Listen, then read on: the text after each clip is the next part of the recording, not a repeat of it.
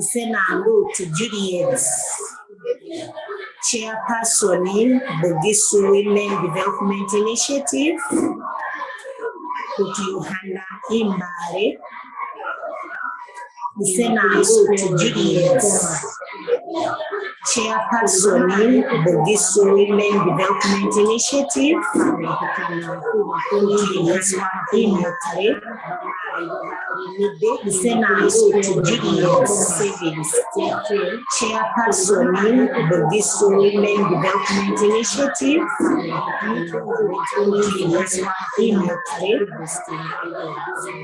Senango to Juliet Savings, Chairperson in Bugisu Women Development Initiative,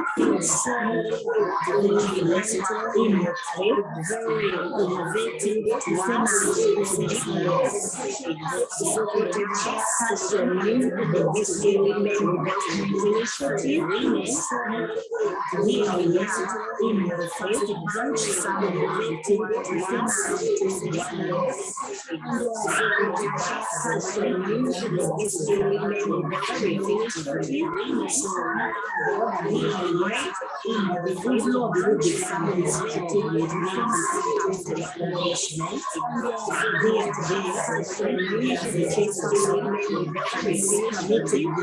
here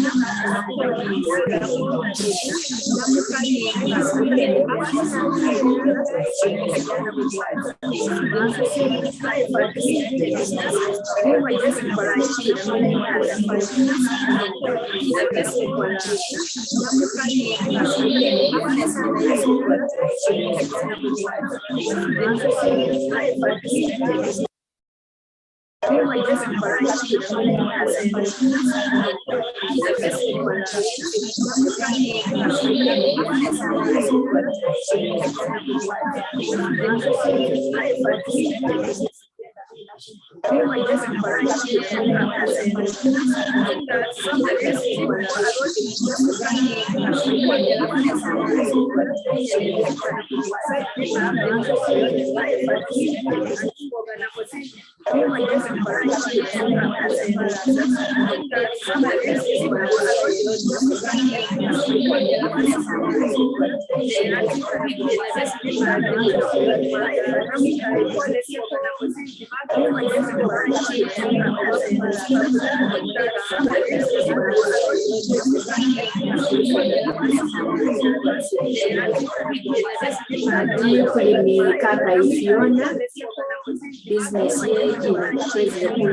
kuno Women Development Initiative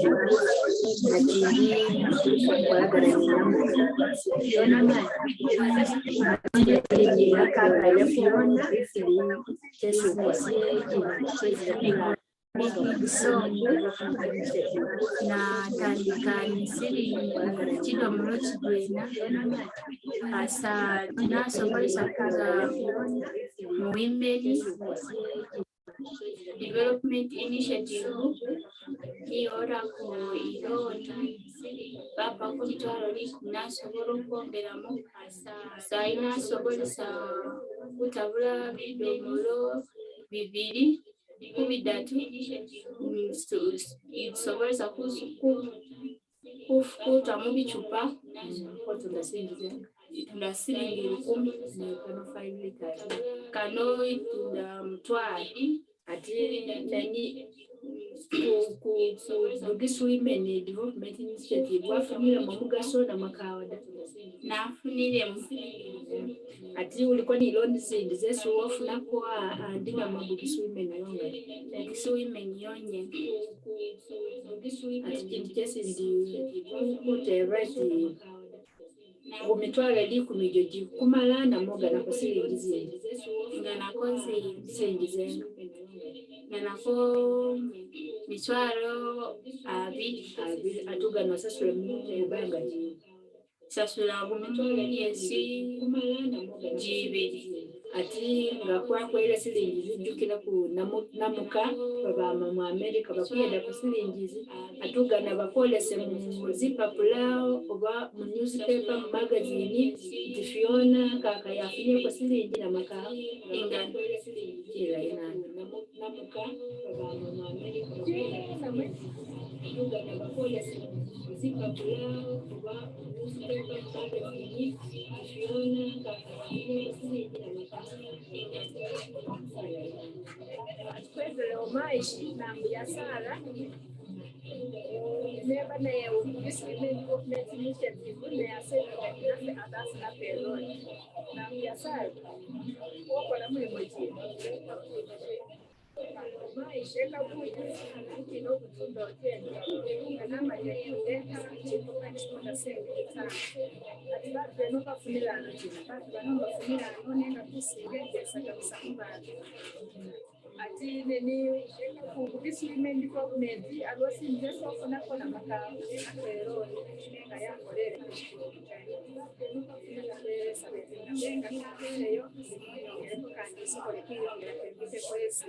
ati obe okugana kusinzirenga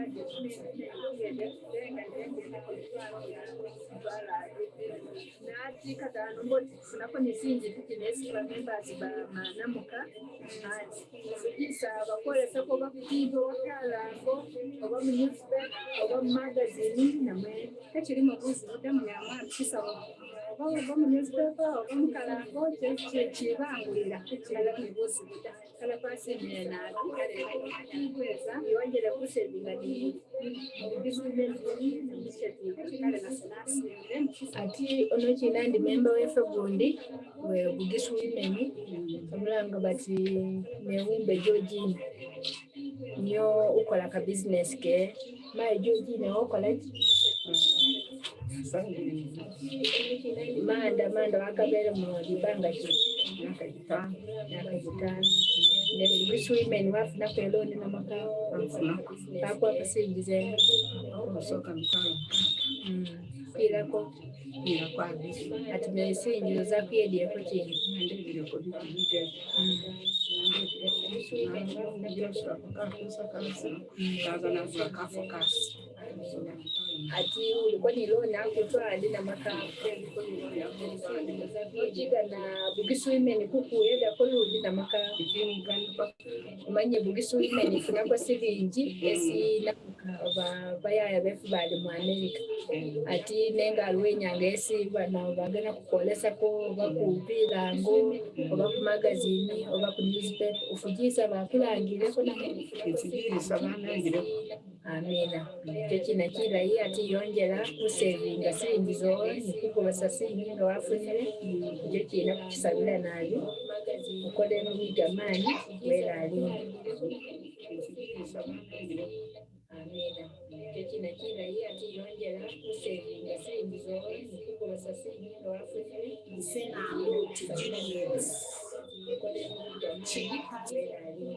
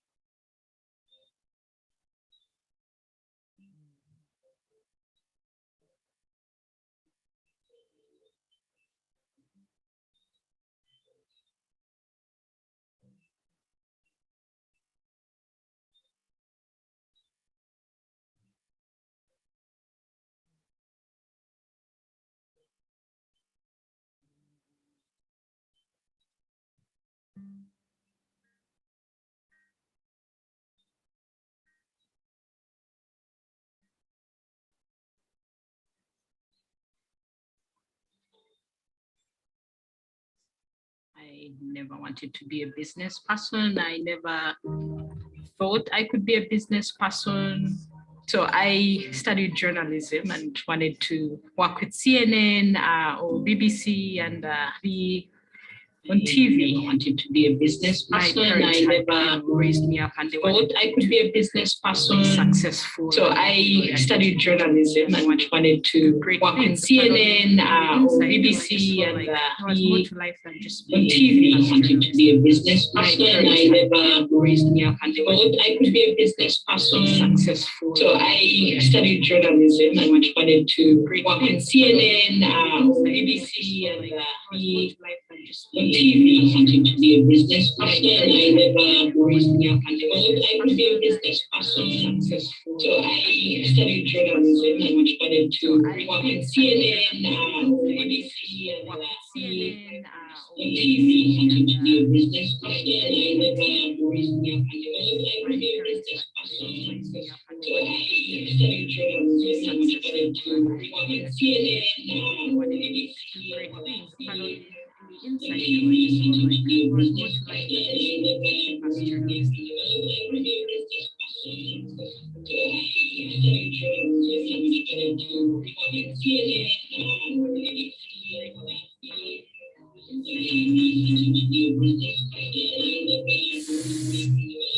children come from vulnerable backgrounds and they've grown up without parents, or they've grown up with a single parent who has been very absent from their lives. And so when they come to Enduro, I want them to feel that God has created them for a purpose. And even though they lack, the education, the qualifications that the world will say you need these qualifications to be able to succeed, when they come to Enduro, whether they are a barista or a server, we want to change that story and tell them that they're making an impact, they're making a difference through their work. When they brew that cup of coffee or make that plate of food, they're actually contributing to a much bigger story than they can see. They're actually impacting the lives of a farmer and his family in Bududa.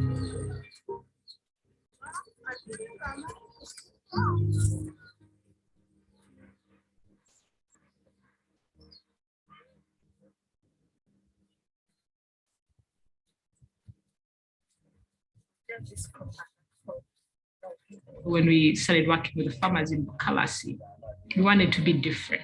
We did not want to come in and be the company that was going to promise great things and do nothing. Hey, God bless you too. The first time we came to this community, this was a community which was very timid. They didn't trust people who came to them because many other people wanted to partner with them, but instead they just came in to get what is good out of them and then left them empty. So the time they were here first time, they didn't trust us. The youth were all living in urban areas, looking for better standards of living. The farmers, every now and then, they will tell you, we lost somebody, they were sick because they weren't eating good food. The economy was very low.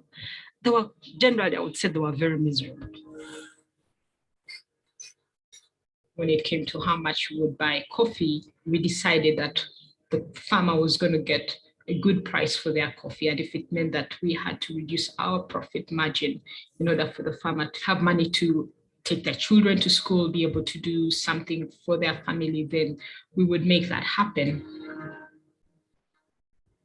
We have to operate a good business in order to accomplish the work that God has called us to.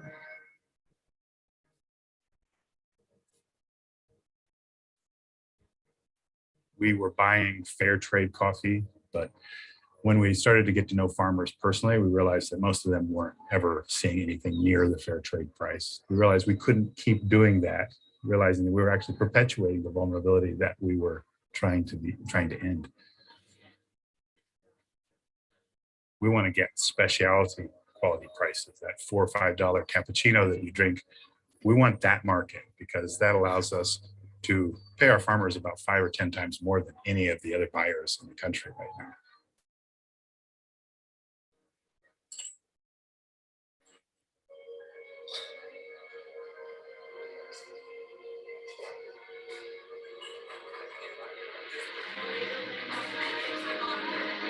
Indiro is a family on an international level, but also a community level. We've got our farming groups that impact families, and then we've got our coffee shops, and the staff are a family within the coffee shops, but also from Uganda to America. We have a sense of family as well. The way that we share recipes, we encourage one another, we train each other. We get to be a part of directly ending child vulnerability through the actual business operation. So kids here are going to school and going on to university now, and getting plenty of food. Malnutrition is going way down. Out migration of children is going way down. How the company is right now, I mean, it's really based on partnership. People that come from very different backgrounds. I mean, the fact that we can actually work together, and then we work with, I mean, whether it's the staff, whether it's the farmers, they come from very different backgrounds, and so, but they are partners in all of this. So Enduro is not Gloria, Enduro is not Cody, it's all of us together.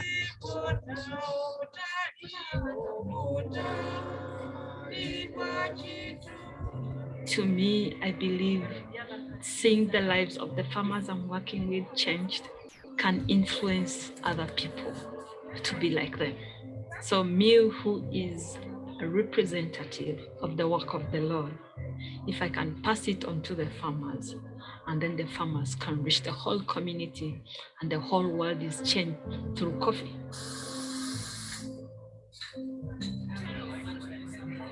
When Enduro was started, I wasn't qualified. I did not have the experience to do any of this. And God said, will you trust me? Do you believe me? Do you believe that I can do exceedingly abundantly above all what you can even think to ask me or imagine? And so I said, okay, God, you're good. So you can do all things. And so he's done that. And he said, you've not even seen, the end of this story. You're only just seeing a part of it.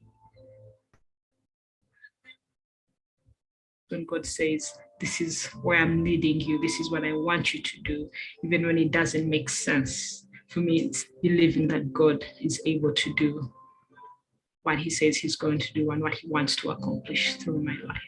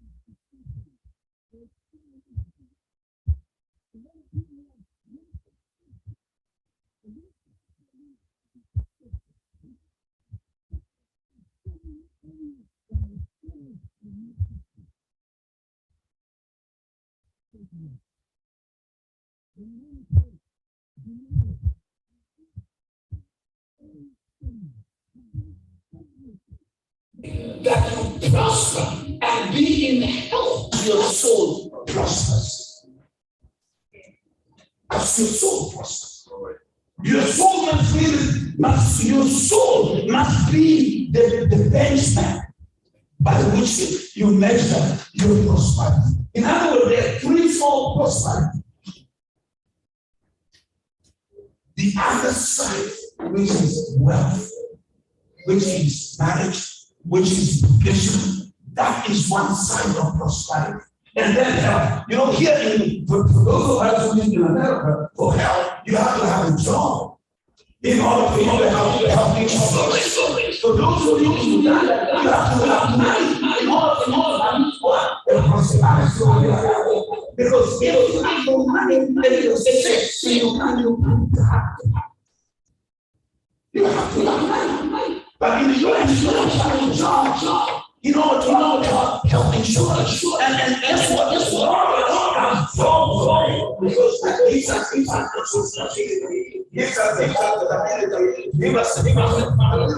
and then guess what? These are people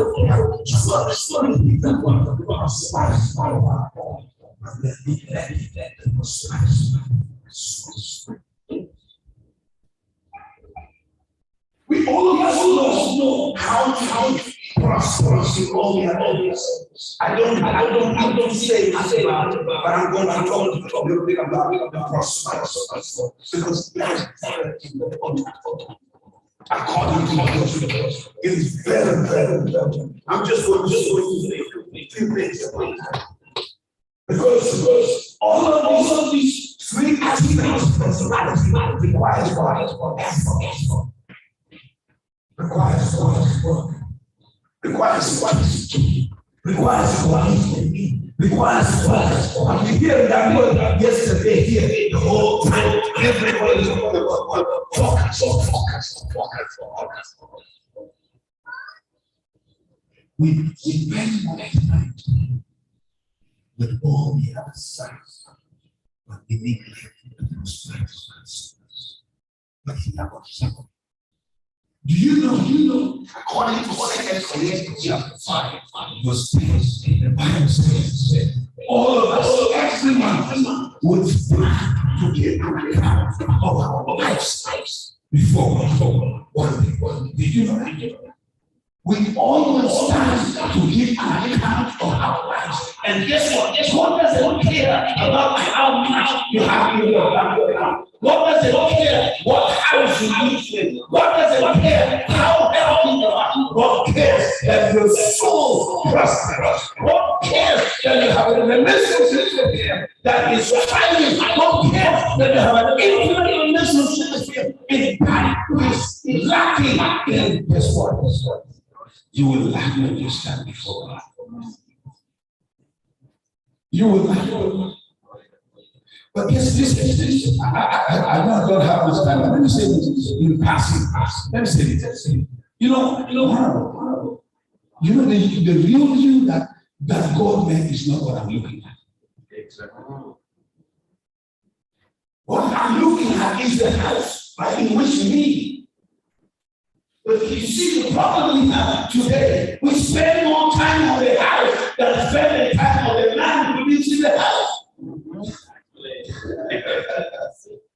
Because Paul said, if to be absent from his body is to be present with the Lord. To be present in his body is to be absent from the Lord. Who is present in his body? Who is absent from his body? Is the real you. Is the real you. That's the new person that God made. The Bible says in Genesis 2:7 that God molded the man, and then guess what? And breathed in a nostril, and the man became a living soul. The man became a living soul. That's the real man. That is the man that's going to stand before God. Listen, what I see here, all of us, one day will die. If Jesus dies, these bodies will be bodied. These bodies, all of them will be bodied. That's why Ecclesiastes chapter 12 verse 7 says that therefore, then the dust will return unto the dust, and the spirit will go back to God who gave it. That's the man that will give an account to God. That's the man that we need to take care of. All of these things of this world will pass away. All of the things of this world will pass away. 2 Peter chapter 3. Verse 10. This is what it says. That the earth will burn and everything in it. The earth. You see the earth. The scripture says about the earth will burn. The earth that we are caring much about will burn.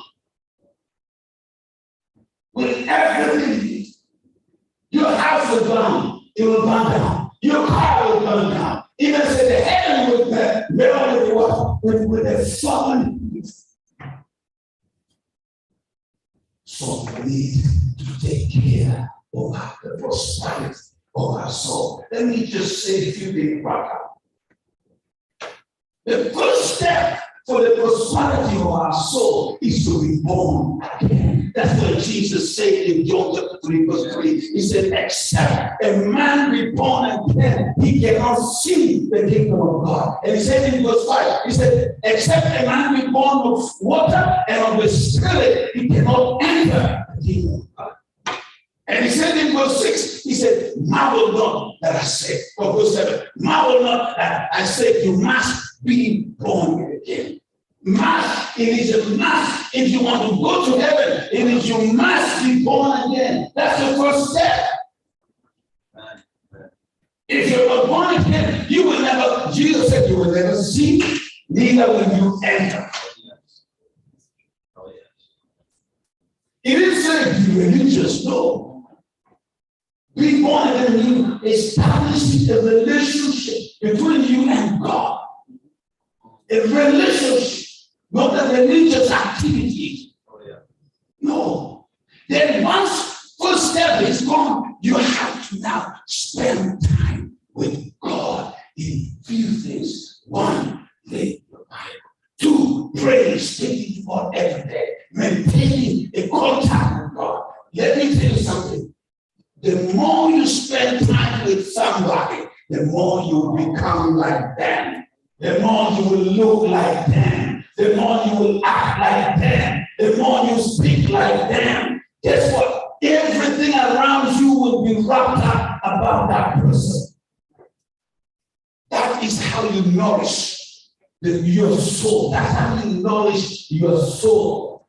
Prayer, reading the Bible, fellowshipping, and spending time with believers. Because listen, let me tell you something, brother. Hebrews chapter 9, verse 27. He said, it is appointed for man once to die, and after that, judgment. Guess what it means? Every one of us sitting here have an appointment with death. An appointment with death that you can't avoid it. When you can't avoid it. You can't run away from it. And guess what that verse says? After that death, the next thing is judgment. You have to stand before the judgment seat of Christ. So if your soul is not prosperous, if your soul is not nourished, if your relationship with God is not standing right, guess what? You will suffer loss.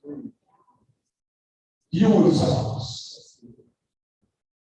So let's work on the prosperity of our souls. It is very important. So let our other prosperity flow from the prosperity of our soul. Because guess what? If your other prosperity flows from the prosperity of your soul, guess what? Everything you have, everything you do, everything you have belongs to the kingdom. That's why Jesus said, seek ye first the kingdom of heaven of God. And guess what? And all these other things shall be added. And guess what? Your house will be for the kingdom. Your car will be for the kingdom. Your education will be for the kingdom. Whatever you have will be for the kingdom. Your health will be for the kingdom. And guess what? When you stand before God, guess what the judgment will be? Reward. Reward. Reward. It will not be. You see the judgment for us believers is not of condemnation. Listen, it is for the reward. You will be rewarded for what you do. Everything you do in this world will be rewarded, whether good or bad. Or whether good or bad. So we have to make sure our souls prosper. I want to read you a verse as I wind up. Because I know our time is not there. Let's go to the book of Revelation. Chapter 18. I want to shock you. I believe that you have never noticed this verse. Revelation chapter 18. I'm actually going to read a number of those verses. Not just one. But let's start from verse 12. Maybe verse 11. Because talking about merchandise. And I'm going to show you that your soul is part of the merchandise. Have you ever read a verse like that? That the soul of man is the merchandise that the big soul has got. No, let's read verse 11. And the merchants of the earth shall weep and mourn over her. For no man buyeth their merchandise anymore. The merchandise of gold. Now, this is a list of the merchandise. Let's read on. Of gold, of silver, of precious stones, and pearls, and fine linen, and purple, and silk, and scarlet, and all fine wood, and all manner of vessels of ivory, of all manner of vessels of most precious wood, and of brass, and of iron, and marble, and cinnamon, and cedars, and onions, and frankincense, and wine, and oil, and fine flour, and wheat, and beasts, and sheep, and horses, and chariots, and slaves, and souls of men. Did you see that? Souls of men as merchandise. Did you hear what Jesus said? What shall a man give in exchange for his soul? Your soul is being traded. Your soul is being traded, and you are the determining factor whether your soul, listen, there's a fight over your Your cell phone is fighting for your soul. Your television is fighting for your soul. Your mind is fighting for your soul. The world is fighting for your soul. The devil is fighting for your soul. Everything around you is fighting for your soul. And guess what? It's on the market. Your soul is on the market. You have to determine who you offer your soul to. Is it God or is it these things here? Your soul is on the market. We read it, it's a masterpiece. The list of the masterpiece that is being traded. So you have to determine who you offer your soul to. Who have your soul? As we see it right now. Pastor, let me tell you something. Many of us Christians are even so busy serving God and have no time for Him. We're running around like headless chicken, and guess what? We have no time for God. What God is required is everything we do must come out of the fellowship that we have with Him. Everything we do must flow out of the relationship that we have with Him. Not just going around doing things for the sake of doing that. Your soul is a commodity. You are the one who determines who buys it. You are the one who determines who has it. You are the one who determines who controls it. Who controls your soul, as you said today? Or what? Rather, let me say, what controls your soul? What has your soul? Is it your job? Is it your money? Is it your health? Is it your family? Or is it God? What has your soul? Let me find you the same verse this time. John said, beloved, I wish above all things that you prosper and be in health, even as your soul prospers. Let the prosperity of your soul determine how the other prospers come about. Because that's what God is. God is always there. I don't have much time. I could have gone further. But I want to find out. Because if you have it, I want to say to you, you never get it. You never say it for 100 times. You won't get it. Praise the Lord. Praise the Lord. I want to do something special. Our God is a mighty God. It is holy God. If I say what I say and don't do what I'm going to do, it will be in vain. It will be in vain. I want to give someone an opportunity to get to know Jesus. Because that is what all about. If you're in this place and you've never committed your life to Jesus as your Lord and Savior, I want to give you an opportunity. Because everything we're talking about will mean nothing to you if that does not take place. I remember it was in October 1985 when Kilo from Vietnam. And you're going to say, as a strong child, I didn't even want to go, but I went to just please my neighbor. But when I got there, something caught my attention. On the third day, when I was going home, I said to God, what I saw there is real, and it's you. I was in the taxi. The next morning I woke up, I used to be a chain smoker. Woke up and lit a cigarette. Now I need another.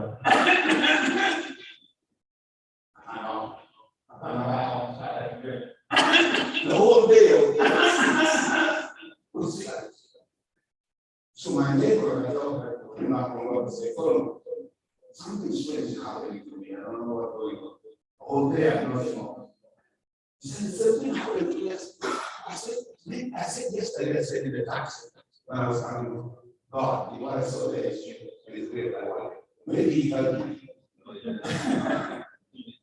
Maybe he helped me. So you said the same thing happened to me. I also said the same thing. I also didn't smoke the whole day. From that day, February 23rd, 1985, my life changed. Amen. My life changed. The joint where we used to bring back behind Kampala Road, where we think we're trying to get out here. I went to preach to those guys. They offered me $100. They said, I don't take that no more. They said, even in 2 weeks, we'll be back. 2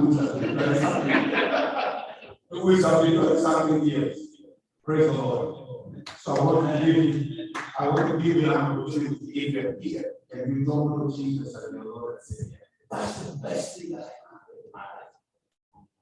That's the best thing that happened in my life. Let me tell you something. The reason I'm standing before you today is because I was saying the devil tried me with that 9 times. The woman was shot with a bullet beside me. They were aiming at me because I had a military uniform. The woman had no military uniform. We were in one.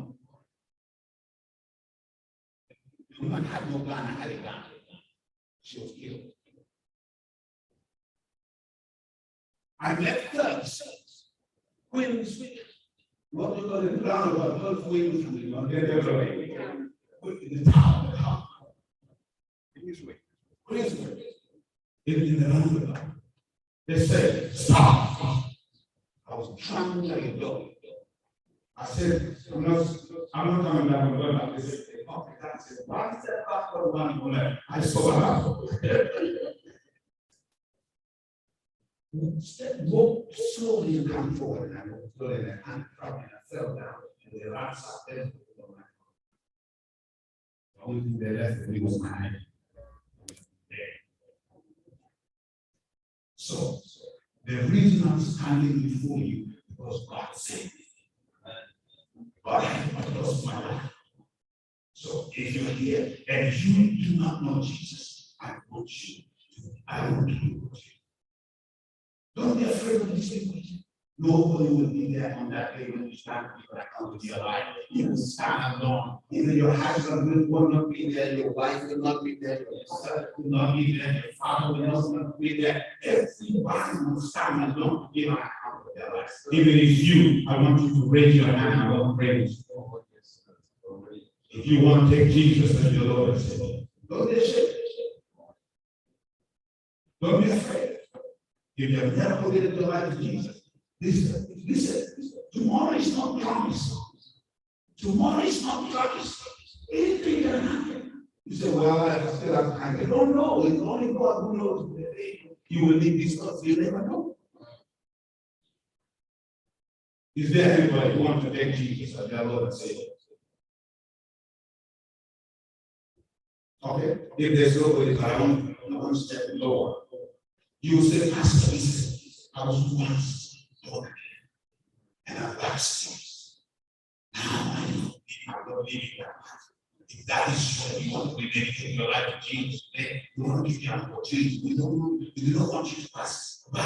If that is you were once saved, but now you're backsliding, and you want to recommit your life to Jesus, I want you to raise your hand. Pray with Jesus. God loves you. Bible says God is married to the backslider. If that is you, raise up your hand and pray with Jesus. Okay. You know, the thing is, it's a free will. That's the beauty about salvation. It's free will.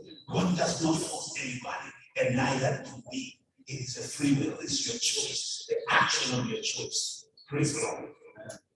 I want to pray finally for people that are in this place. You're sick in your body. God is a healer. If you're sick from your body, and I don't want you to come here, just stand up where you are, and you will lay hand on your body, the part that is sick, will pray for you, and God will touch you. That's the final prayer point I want to pray. If you're sick in your body, stand up and you lay hands on that part of your body that is sick. Thank you, Honorable. Just lay your hand on the place that is sick. Is there anybody else that needs prayer for healing? Just stand up and lay your hand on the place that is sick. If you press, lay hand on your head. If your heart is a problem, lay hand on your heart. If your knee, lay hand on your knee. Whatever part it is, just lay hand on it. Sister, I would like you to stand up because we want to pray for your mom as well. Just lay your hand on your heart. The rest of you that are not feeling any sickness or anything, I want you to just stretch your hands toward these people standing and let's pray together. Father, in the name of Jesus, I thank you for the people standing, and I raise them up before you right now. Whatever the condition is, you know it. And Father, we take authority right now in the name of Jesus over sickness. I command the spirit of infirmity to loose them right now.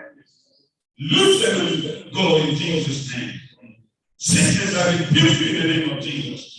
Disease, I rebuke you in the name of Jesus. Infirmity, I rebuke you in the name of Jesus. Loose them and let them go right now in the name of Jesus. You foul spirit, pit of hell, I command you to go now. Go now. This is the temple of the Holy Spirit. You cannot share this with the temple of the Holy Spirit. Go in the name of Jesus. Go now.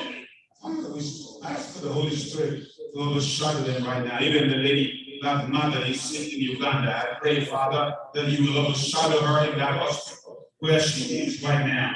Visit her in that hospital bed, my God, and bring healing, total wholeness from the crown of the head to the sole of the feet, my God. Give you praise, Lord, give you glory. Thank you, Father, for healing them. Thank you, Father, for touching them right now. We give you praise. In Jesus' name we pray. Amen. Amen. Praise the Lord. Hallelujah. Pastor Richard, I'm done. Praise God.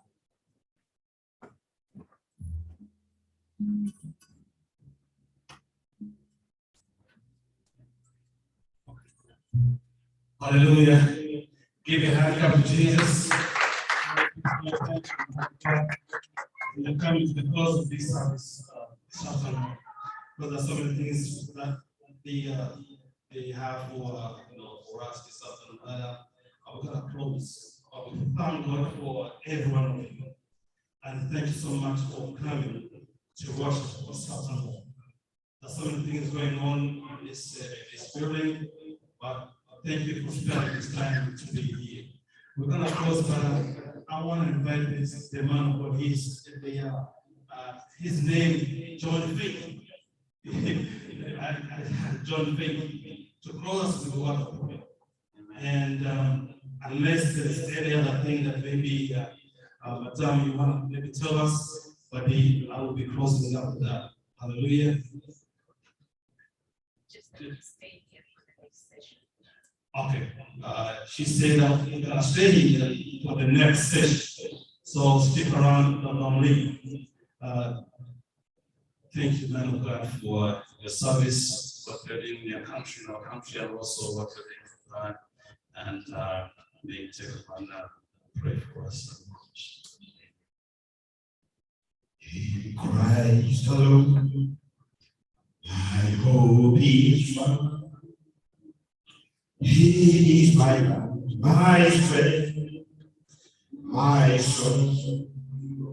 These cold as stone, these solid ground, found through the fiery flame, my soul. What hates of love, what depth of peace, when fears are still and striving cease, my comforter, my only hope, in the love of Christ, I stand. In Christ alone, who to confess and place this gift of love and righteousness, scorned by the ones he came to save. Till on the cross, as Jesus died, the wrath of God was satisfied. For every sin on him was laid. Here in the love of Christ I stand, no fearing death, no guilty life. This is the power of Christ in me. From life's first cry till final breath, Jesus commands my destiny. No power of hell, no scheme of man can ever pluck me from his hands. He returns or calls me home. This is the power of Christ in me. Father, in the name of Jesus, we give you praise this morning. We thank you for this has been a holistic convention. Not about laziness, we've learned about contacts, we've learned about everything that pertains life. And this morning you have brought to our attention things that pertains godliness, because it is what seals our destiny. That we shall prosper, we shall live in health as our souls prosper. Because it is at the end of the day, the prosperity of our soul is that we carry. Father, help us know this, the revelation truth, and help us to partake of this. It is not revealed to us by flesh and blood, but by your very, very own spirit. That all what we've learned will make meaning when our souls prosper. Father, we pray this morning that your presence shall rest upon our lives, that everything we've learned shall be compressed, for this is the pudding. It is what shapes our history. Give you thanks for the ministry of our word. We pray that, Lord, even as we continue the program, you go ahead of us. And if we shall forget anything in this convention, let's remember that the desire of your heart for all of us here is that we shall prosper in health and in everything as our soul prospers. For this we pray with thanksgiving, because this is the precious name, the name that's above every other name, the name of Jesus our Lord. Amen. For our Lord Jesus Christ, the love of God, and the fellowship of the Holy Spirit, with us all, now and amen.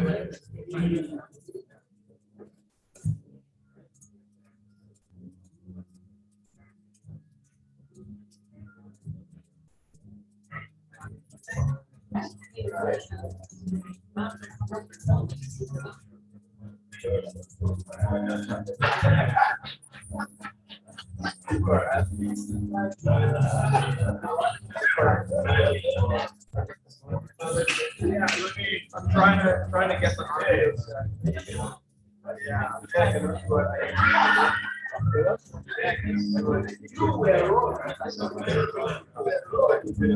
Yeah, so I'm gonna put it to Facebook. Yeah, I'm done.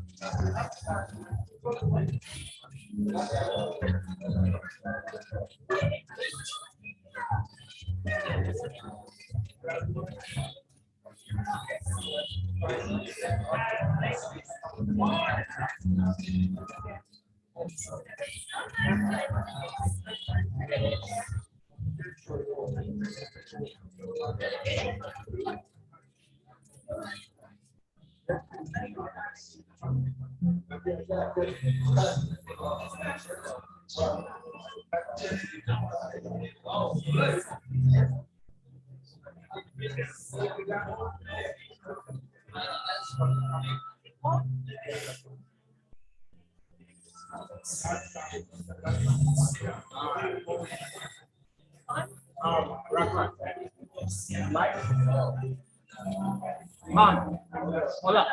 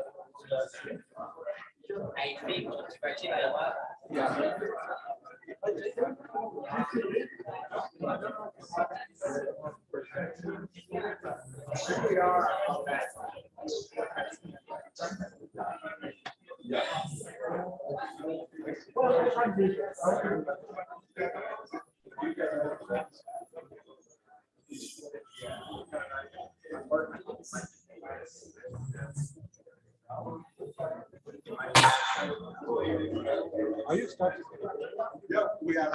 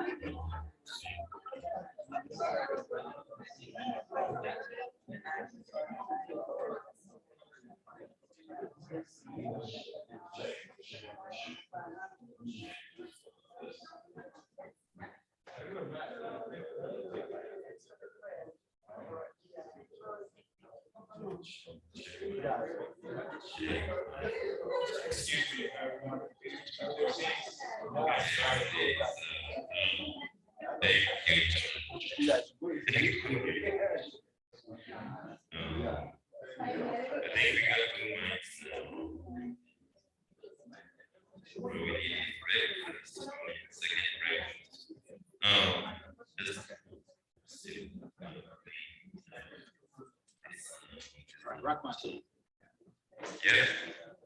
Just share my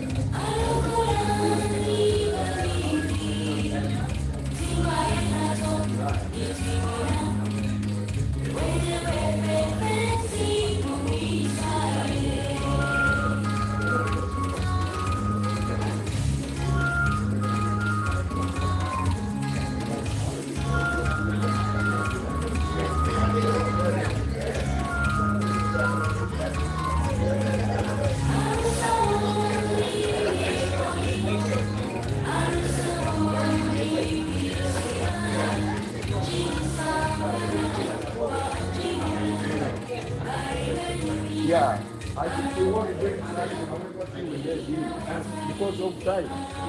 Yeah.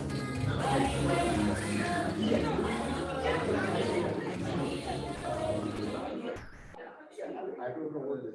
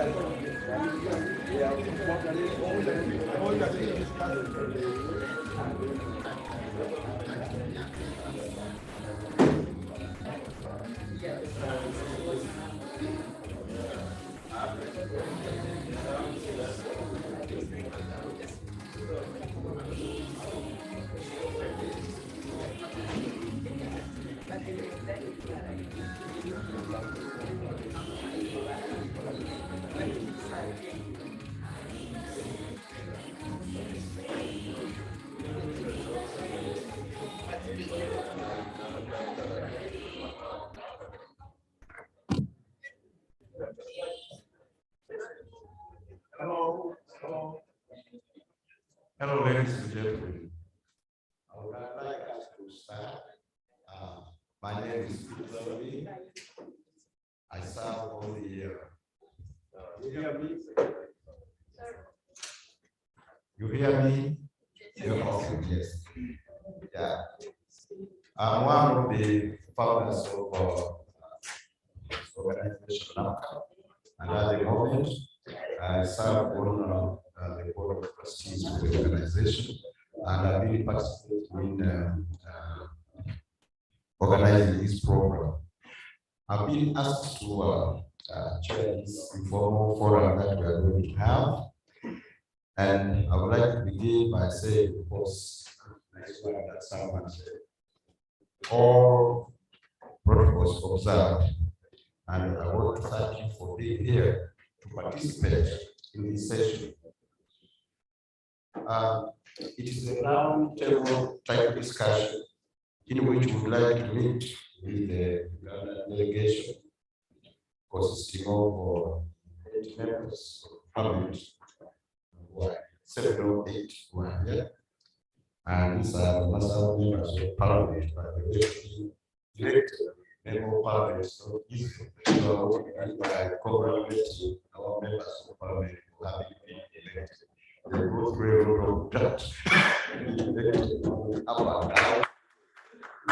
They spend a lot of money, do so forth, and they go through a very process. So we are aware of that. So we are really happy that we were able to do that with your representatives. We also want to thank our minister, Honorable Dr. Mary Goret Kidudu, who is representing the president. Is she here yet? No, I want to tell her that when she was growing up in Magari, our family, the one that provided milk. So in the morning, we were waiting for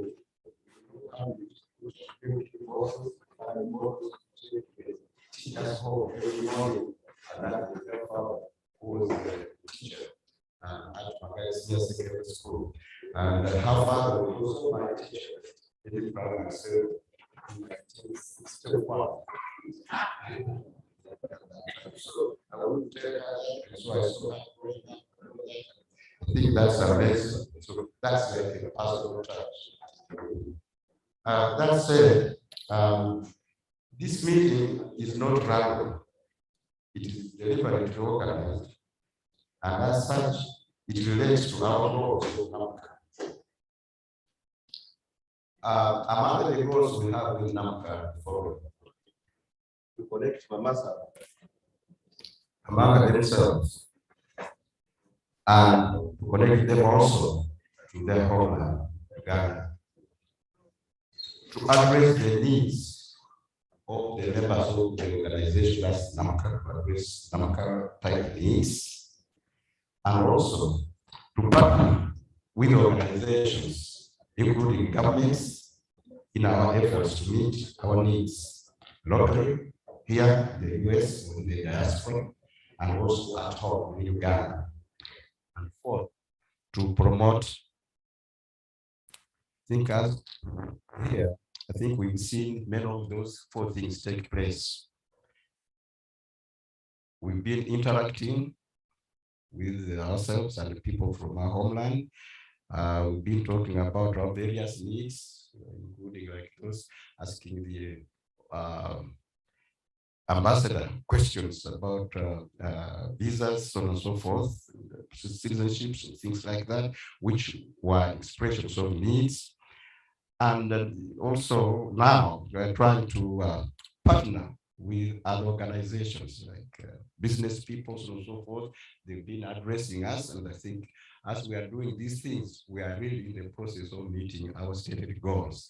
And above all, right now, we say that we should interact with people in our government and work with them. Or they work with us, we work with them. And here they are, so they are going to interact with us, and I think that helps us meet that objective. And also, we're so grateful that the president of Uganda was able to send a representative to address us on our notion of culture, and I think he did a good job doing that.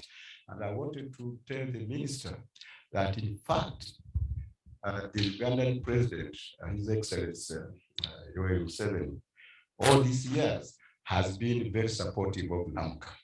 Each time we've met, he has set some kind of representatives at the higher level, ministers. It's not the first time we had ministers terms and so forth.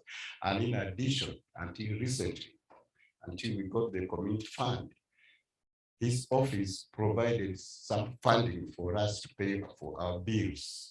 And I remember a few years ago in Bali, when we met over there, he provided like 15 million shillings to pay for expenses at Porter Hotel. And they had done so many of those before. So we wanted someone to verbally go to him and tell him that as we met, we reflected on his support all these years, and to say that we are really grateful, and we thank him for that spirit. So that said, we are really happy that our elected members are here. One of them, in fact, yesterday said, after the introductions over there, said, please, if you have any questions, feel free to ask us. I think it was Honorable Musira who said so. So we are with you today. We are following up on what you said. So that said, I would like to hand over to my colleague to continue before we get started. Thank you, Dr. Simbi.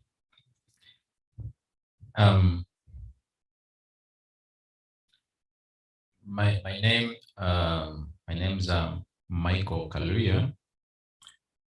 I am not a member of Namca, but I am a friend of Namca. If my brother was here, he would be interpreting for me in the actual language that you understand, because you educated him in Butiro. He was there for a long time. He speaks better Lugisu, some more than some of you here. And but he went there to study right from primary 1, and he learned a lot of Lugisu. He even wanted to forget our Lusoga, I'm Msoga, my tribe. So I'm not disconnected, as I wanted to put it. I live and work here in the Dallas-Fort Worth area. I am a professor of economics, and I've been living here for the last 23 years. I came as a young man from high school. The minister is not here, but she nearly taught me geography. She nearly taught me geography at Busoga College, Mwili. But she suddenly left for further studies before she taught me. But she nearly taught me geography. And I reminded her yesterday that you nearly taught me geography, but by the time you are leaving, I'd just come in. So maybe she'll be joining us anytime, but what we need to do this afternoon is a discussion. And from what my colleague has just said, we need to maybe ask our members of parliament, first and foremost, they are going to introduce themselves, which areas they represent, but also tell us about some of the things that are within their constituencies. Because we know you as members of parliament, but we don't know what issues you have in those constituencies. Maybe you can, there could be problems, there could be progress, and so on and so forth. I was interacting with some members outside there, and I was like, oh, so who took out my friend from Bungoko South? And somebody told, oh, he's right here, you know, and I was very, very excited to to meet him as well. That is what politics is. Because Mike has been there for a long time. And as I told him, as I was coming to the US, I used Michael's car to take me to the airport. That is how our friends we are to this point. But let's take this moment and introduce ourselves for the members of parliament that are here, and what you do, what constituencies that you represent. I know there are so many constituencies right now in the Bugisu sub-region. So we need to know about that, and then we can, get the conversation going. Would you please? The President, Namca, and all others, like we say in Uganda, protocol observed. It's very common when you're in Uganda. I'm Rasta Musila John. And I want always to uphold His Imperial Majesty Emperor Haile Selassie, who represents the Black people all over the world. So when I say I'm Rasta, it could be Mr., it could be Honorable. I prefer Rasta, like I said yesterday. I represent the constituency of Wolo East, and I'm the 9th member of parliament from that constituency. Since it was created in 1994. I equal also a farmer, and I represent the farmers on the board of Bugisu Cooperative Union, the very oldest union, founded on the 23rd of September, 1954.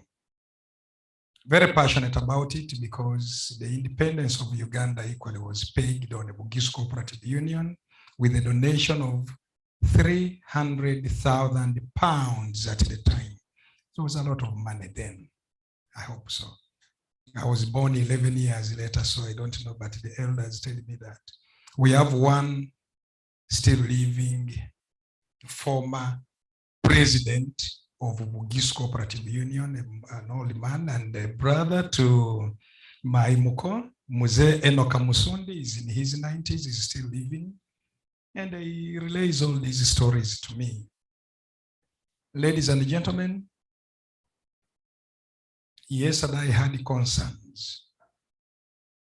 I am one of those founding members of the NRM government, having been what we call in Uganda a child functionary, a child soldier. I participated in all that, but I'm an independent member of parliament. I lean to government. That's what we say in Uganda. I'm a cadre. We know the concerns in the diaspora. We know a few mistakes we have committed along the way. And nobody is sinless. No leader is sinless. Completely. We are aware. But on the bigger part, just like the minister addressed you yesterday, and she represents the president of Uganda, on the bigger part, Uganda is, as never before, very stable today.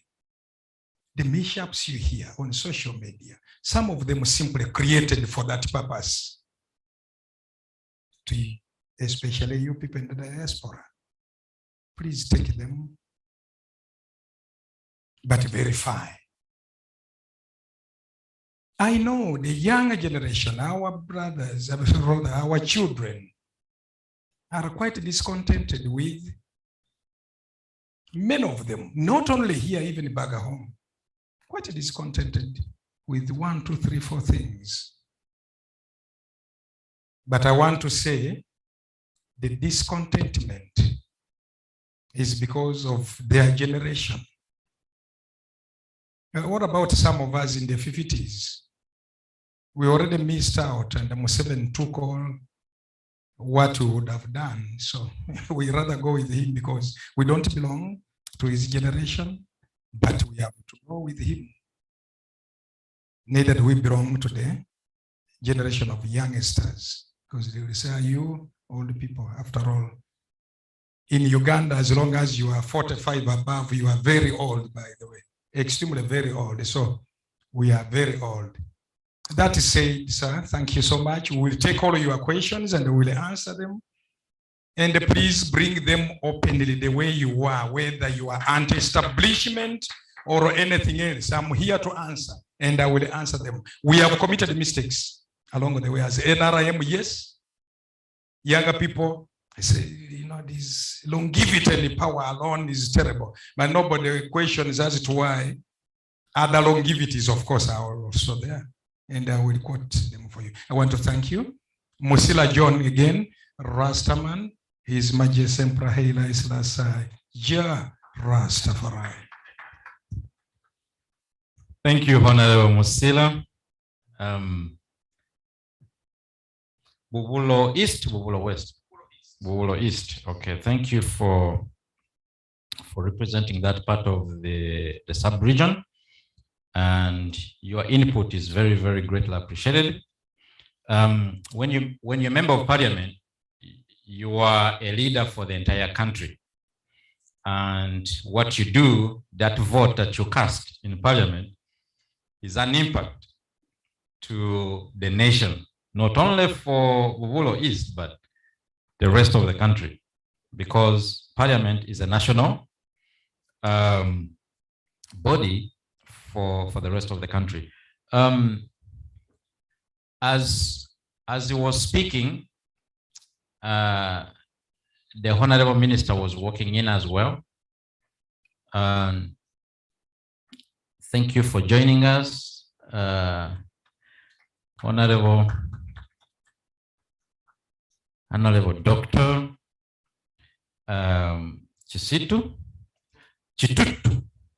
Chitutu, yes. I remember, as I was reminding members here that you nearly taught me geography at Usoga College, Mwiri, but you did not teach me geography. Somebody else did, because you left for further studies. But we are so thankful that you are here to represent the government, and in particular, His Excellency. You came us at a time when we are introducing ourselves, and you are just right on time, and you are next to we jump. Okay, we jump, and she'll go last. Okay. Thank you very much. I'm John Faith Magolo, and a member of parliament for Bungoko North in Mbale district. When you are in Mbale city, the hills you see, it's called Wanale Ridge. All that range, that's my territory. I go around the city, and I supply 3/4 of the food supply in the city, and some of it come down to Kampala and Nakasero. Supply carrots, onions, candy, and Irish potatoes. It is generally a farming place. A little bit of background before I came into politics. I was in class, a professor, environmental studies in Busitama University, Department of Natural Sciences. And here I am today. Let's discuss, map a way forward, and see how to move on. Thank you very much.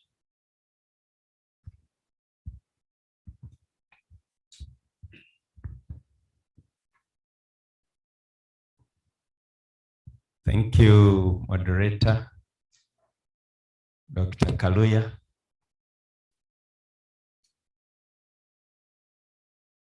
Your Excellency, Honorable Dr. Kitutu, the leader of our delegation, honorable members of parliament, the President Namca and the entire leadership of Namca. Here I get confused whether to say good morning or good evening. But how are we? Because back at home, I think it's evening. Here it is, I think, still morning. My name is Richard Wanda. I'm a member of parliament for Bungoho Central in Mbale district, and also the chairperson of the Bugisu parliamentary group. As a group from Bugisu, we are greatly pleased to be with you. We are sure it's a moment to speak heart to heart to our own, both the Bugisu and all other Ugandans. Dr. Kaluya, Honorable Elisha was your friend, but I am not your enemy, I'm your friend too. So next time you come to Uganda and want to go to the airport, please let me know.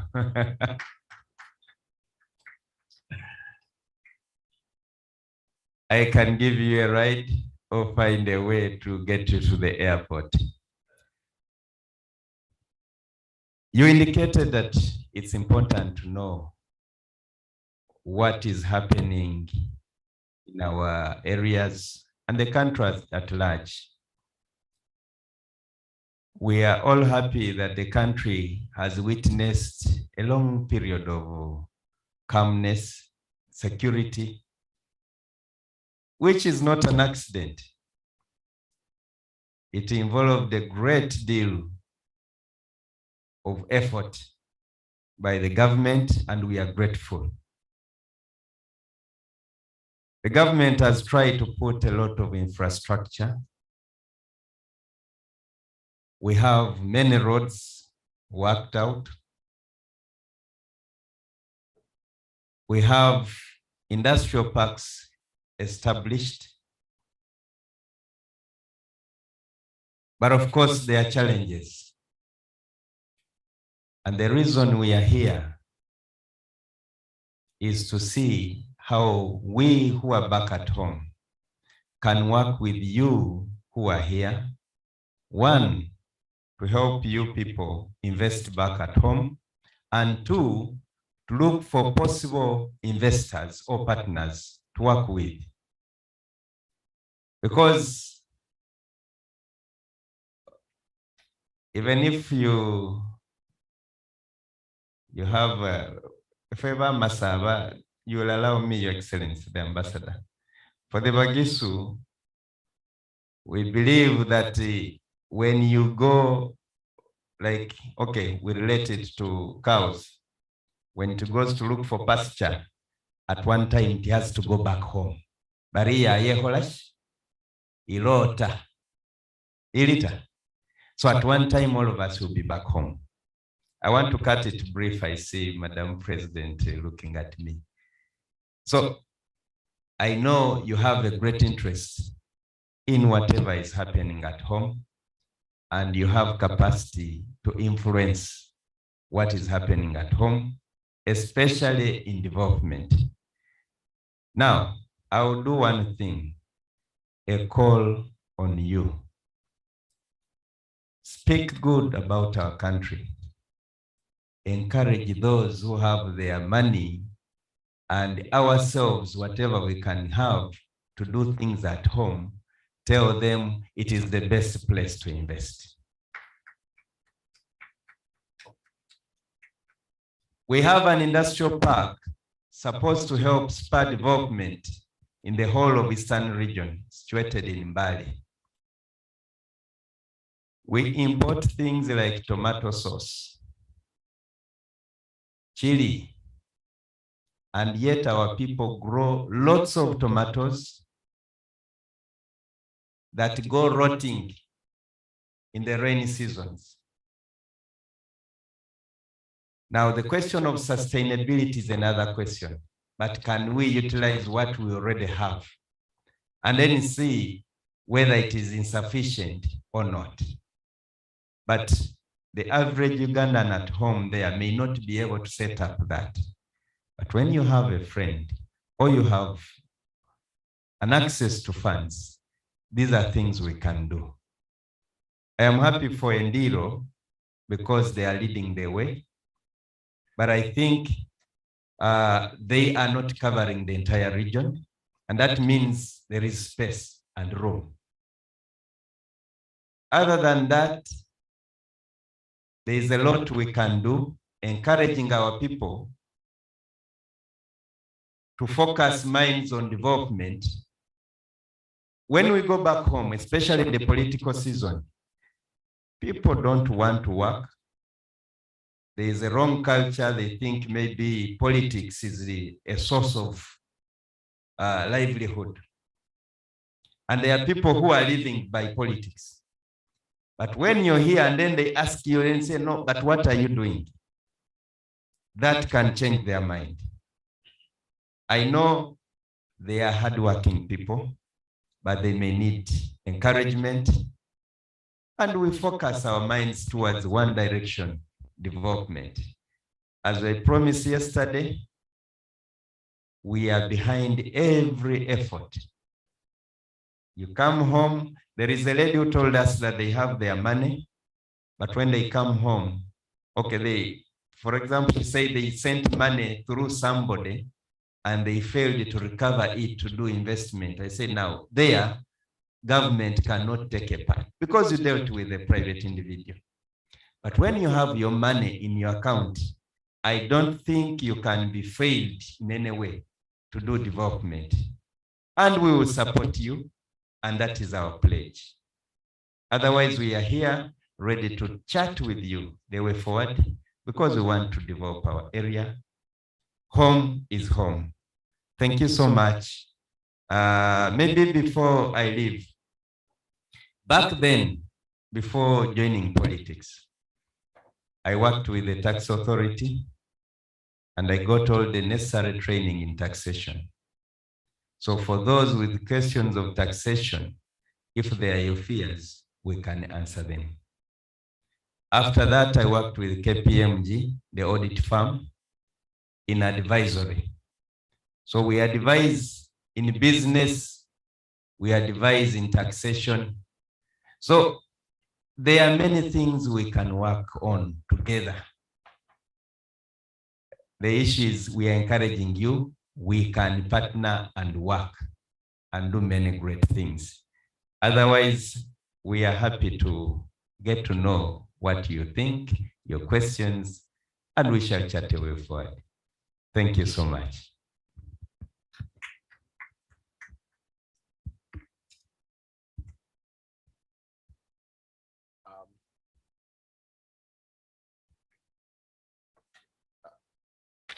At this point, we would like to invite our honorable minister.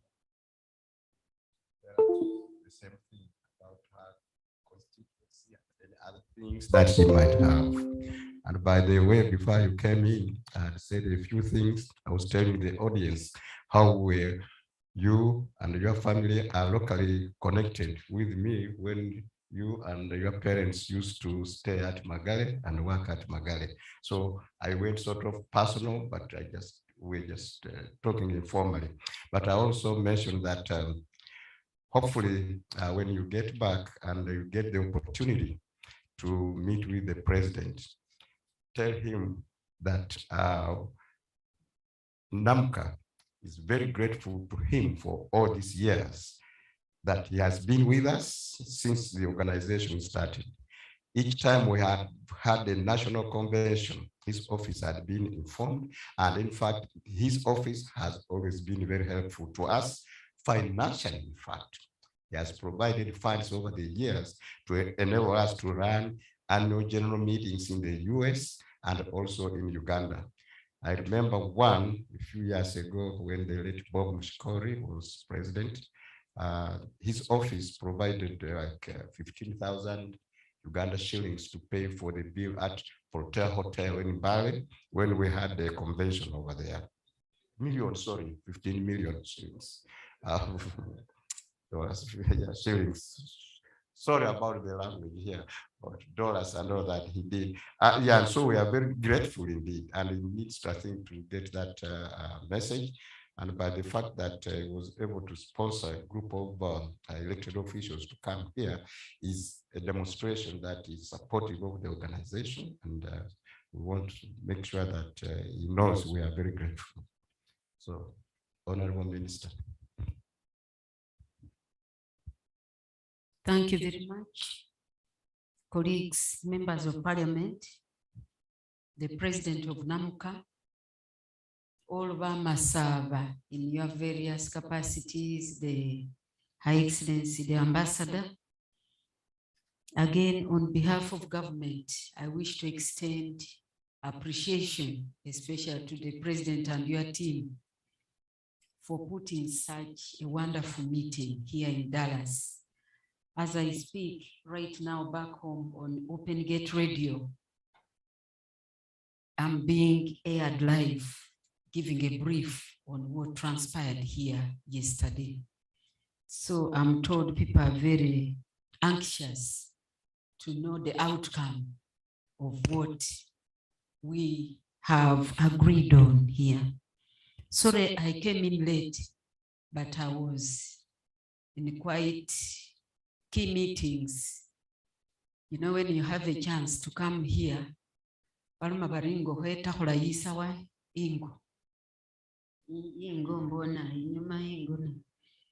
so I'm trying to map out opportunities, whatever is, to see how we can develop that region. And this is what usually His Excellency tasks us, the political people who represent him, to make sure that we look for all those nitty-gritties and be able to lobby or woo people to come and invest in Uganda. Like my colleagues have already said, yes, Bugisu is on its development path, just as Uganda is also on its development path. And for us back home, we are doing our best, despite all the challenges. Actually, the 2 years of COVID were a big disgrace to our country, especially for the economy.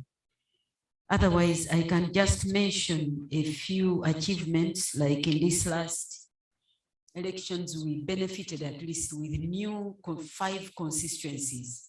I think we were the region that got the highest number of constituencies because we were very alert. It was only, I think, Sironko who wanted 2. I told them, but you take 1, okay? And the second one will come. They said, no, if you don't have 2, let them be.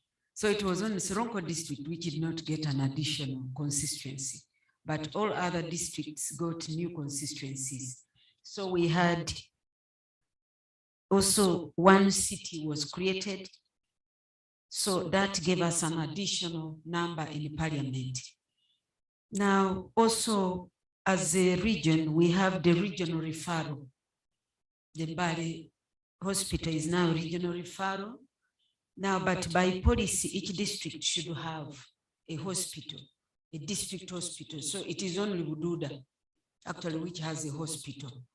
So that's what we are now fighting, to see that each of these districts, that is Manafa na Misindwa, Bududa already has, you have Sironko, Bulambuli, then in Bali, they should get district hospitals. Now, of course, we have what we call the health center force. Each constituency should have a health center for. So like in Manafa, I think I already have 2. Bubulo Health Center is on 4th level, and we've just received an ambulance from government. It has just been delivered. I was talking to Dr. Wenani, a young doctor who is doing his best. We are always in touch to see that we work. Now, Govero Health Center 4 is what we have earmarked to be upgraded to a district hospital. So we are also lobbying to see. So Butiru consistency will also qualify to get a health center for the other side. And we are looking at the health center 3, possibly in the town council of Butiru, to become the health center 4. Many of those trading centers which you left are now town councils. Even when you went to Bukusu in my village, it's a town council. So we are trying to make those areas town councils so that they can be better planned. Now, also in the policy, each sub-county should have a health center 3. And actually, when I joined politics, Bugisu was one which had, I think Manafa had the lowest coverage of health center 3s. And that's what we are trying to see, that we cover the gap. I think you must have read in the media that people are giving a scorecard of those who have talked a lot in parliament. Please don't be taken by those making noise in parliament. It should be the what have you achieved? As I speak now, just last quarter, I think Amina Misinda was able to fight. We've just received 600 million to complete the district headquarters in Amisinda district. So those are the things that we are fighting for. Now, we are now on the roads because we had an agreement with the Mzei for 300 kilometers of tarmac. So that's now where we have put as the team to go and then say, please, our promise. But you know,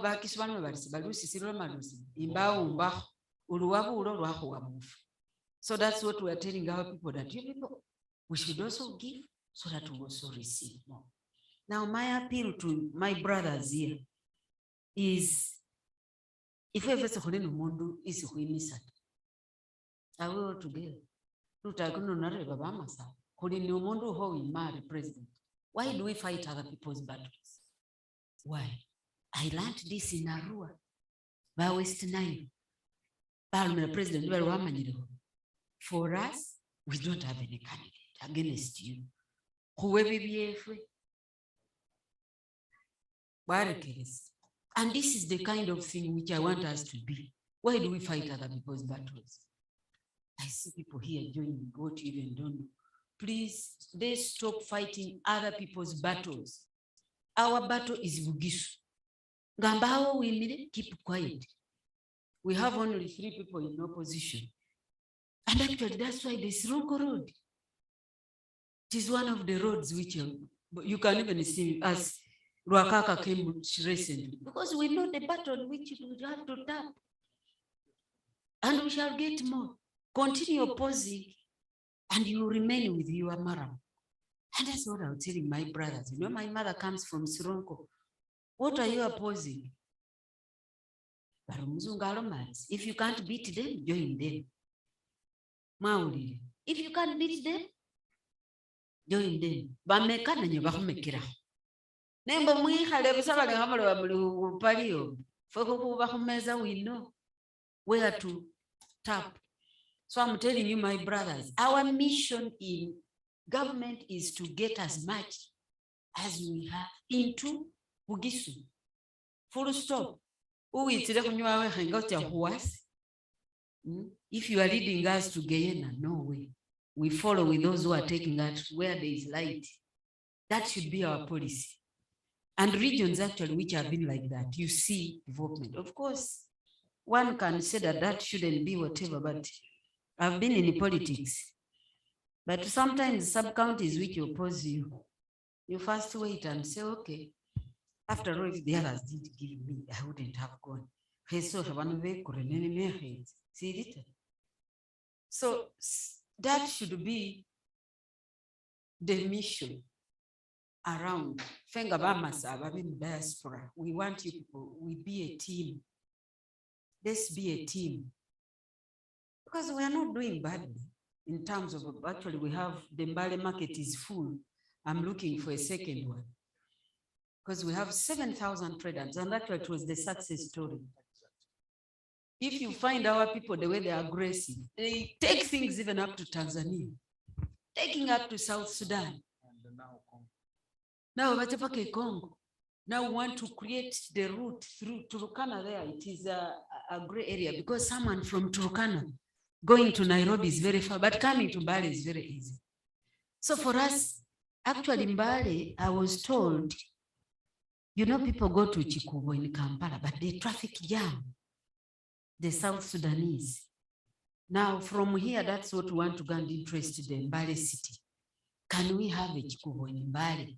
Because the road now from Kona Kamdin is being fixed. So someone branching off from Kona Kamdin to Mbale takes a very short time and back to South Sudan. So those are the opportunities, my brothers, that I'm telling you. Because if you put a business hub, because we are very close to Mombasa, Kampala, by the Wakaka, now if you go there, the trailers now, it's like and me, I'm very happy. So we are pushing to see that border, I think, should have a border market, which we want to take opportunity of. The area of tourism, that is an area which is still, I hosted a visitor. Actually, it was a president's visitor, but I also invited him to come over. People, you are sleeping on money because our tourism can be natural. Now, these days, people have seen all there. They want to look for those unique things. I walked in Mount Elgon for 5 days from Kapkwata, but what I saw in that forest can be very good for tourism. Now, those are the things which we need to be looking at. I listened very carefully yesterday to actually these people have been meeting. These are people who started from a small beginning. They are now millionaires. So, who you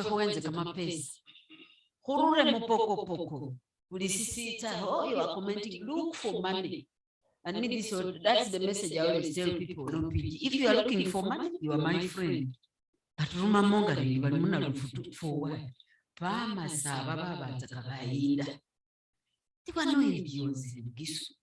are NGOs coming? Because of us dragging back, not knowing what our fathers did. We were put in schools. By the way, we were controlling the judiciary. If you didn't know, most of the people in the judiciary, the top brain in the judiciary were officers. Some are now retiring. The Wangutusis, my brother, is now there, but he is still active in the region. That was because of the schools, the Nabumali, the Toro College, the Toro Girls, the what, and our fathers, after selling coffee, put us in school. Government. Who told you? Yes, government has put their free education, but you as a parent, if you want something good for your children, look for the best. Look for the best. And this is what we are telling them. And by the way, we tell them, now I went to Toro Girls, they are full, they are bags. So, my brothers and sisters, I just want us, when you come back home, you also continue telling our people so that they can wake up, and we also go into the money economy, so that we can also have billionaires in Gisu, not following others. I think there's something in the Bible, there is a verse whereby you pray such that you don't follow others, but you lead others. So that is the word that I'm giving you.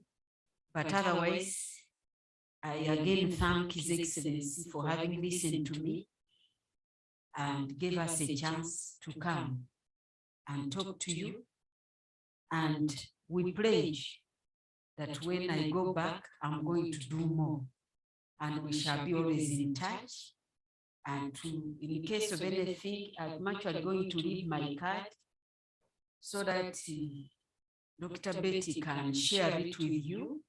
In the case of anything, please don't go and look forward. Use us, because we can be able to share it with them, maybe on WhatsApp. And in case of anything, if you need support, or you are coming, or you are bringing a visitor, we can get for you even appointments to the president. We can be able to get this for you. If they want protection, like some have already said, I said, yes, we shall get even for you the UGC and get for you the security. Tumbali, and you will come. We need a private hospital. So I did your mama,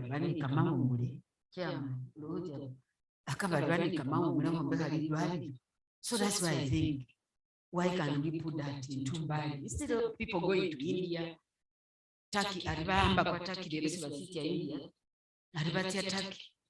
So those are areas where you can invest in and you are able to make your money. So otherwise, my brothers and sisters, I was very happy to see you. I was very happy to see how you are faring.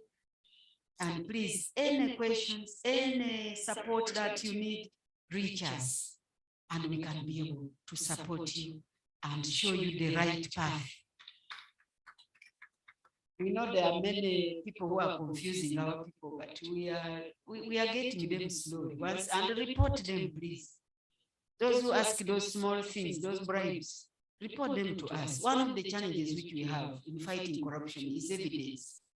You get them, you take them to court, there is no evidence, they are released and they begin laughing at you. But if you could just trick them and get for us a few, you will see what we can do to them and others will fear. So thank you very much. For those maybe you have not known my name, I'm Kitutu Merigoreti. I used to be Kimono Merigoreti, but now when they give you a ring, they change your name. Maybe those are things which we also need to look at. Then you disappear. People just have to trace you. By the way, I was looking for Betty. Me, I knew she was Betty Namarome. Now there is another name, Wako. By the time I traced my OG, I said, so you are here. But otherwise, Betty, I'm very happy to see you. She was one class ahead of me. And I'm happy to see, I think my brother-in-law there was with my late brother, my husband, I think he knows him. My husband was an auditor, but now he's self-employed. And in business, he normally makes roads and others, contributing to the development of the country. Thank you very much for good at my country.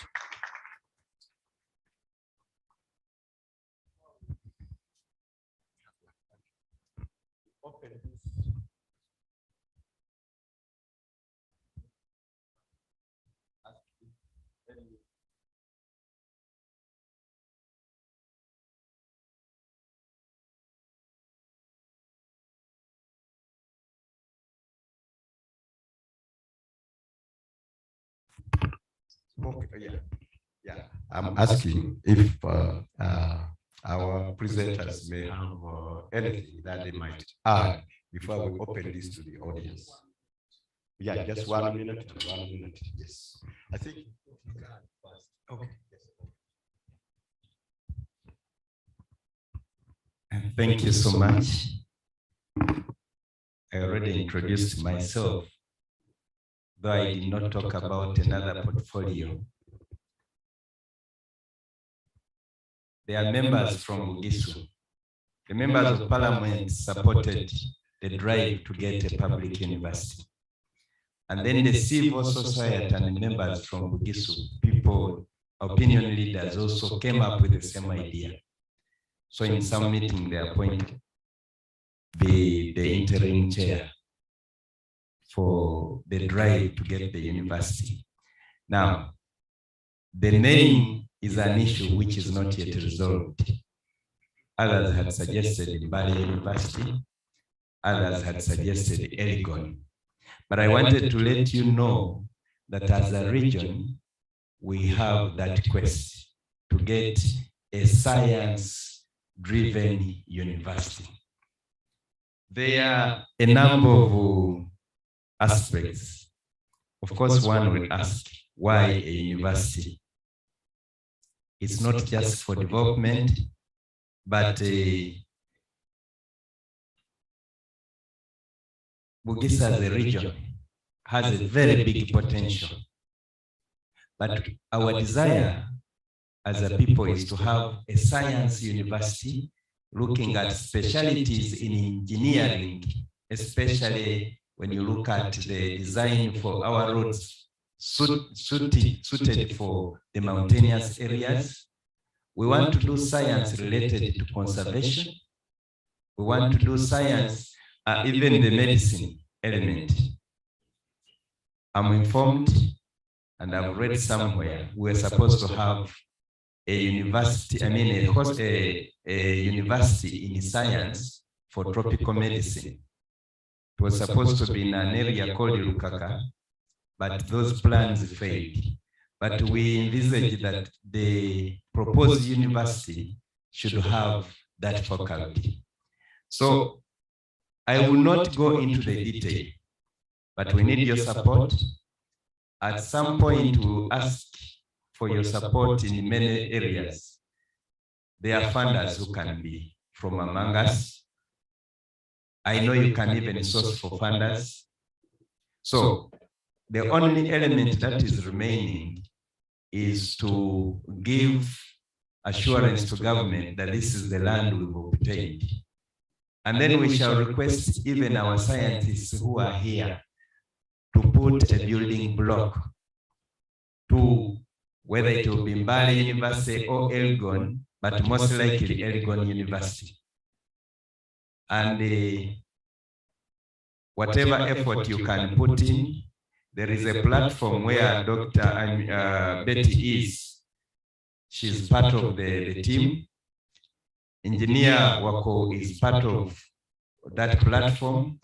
So you can always feed in the rest of us. But we need a university for many reasons. We want academic tourism, but we want to produce specialized scientists for our region and our country. We believe, because there are about over 7,000 students that finish senior 6, and we believe that can be a very good start. But the eastern region or western region of Kenya can still come to that university. So in brief, we need your support in that as we push for the university. Thank you. I think we have one.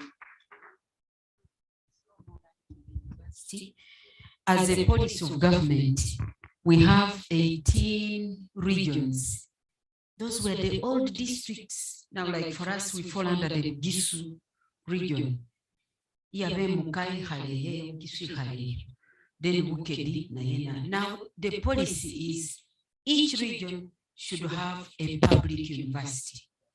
So, if ever was na Busitema that time, I think came, and people were not aware, Bara medical school in Bali, but we should fight and claim our whatever. Now, you saw recently, I think 2 regions, we had budgeted for money for the, and actually for you to be given, it is the president who gives that blue letter. Then the Minister of Education should be able to pick that up and put it in the budget. Now we are already late for the 2022-2023. So let's work for 2023-2024. Now, what are the nitty-gritties is what we shall discuss. So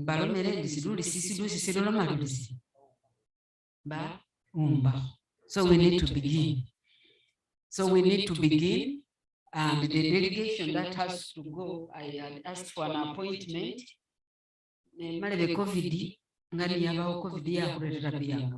To access the president, I think he's just now opening up because he's in that bracket of vulnerable people. So, and being a head of state, we all had to take a lot of caution. But now that it is opening up, we need a very sober delegation. Very sober delegation. And when we go, the mistakes that we make, we shall say we are sorry, but we are going to make it better. And that's the one which wants to listen. But all in all, it is a policy. There is no question that what we just have to push, and we are in 2023, 2024 budget, and then we have the university.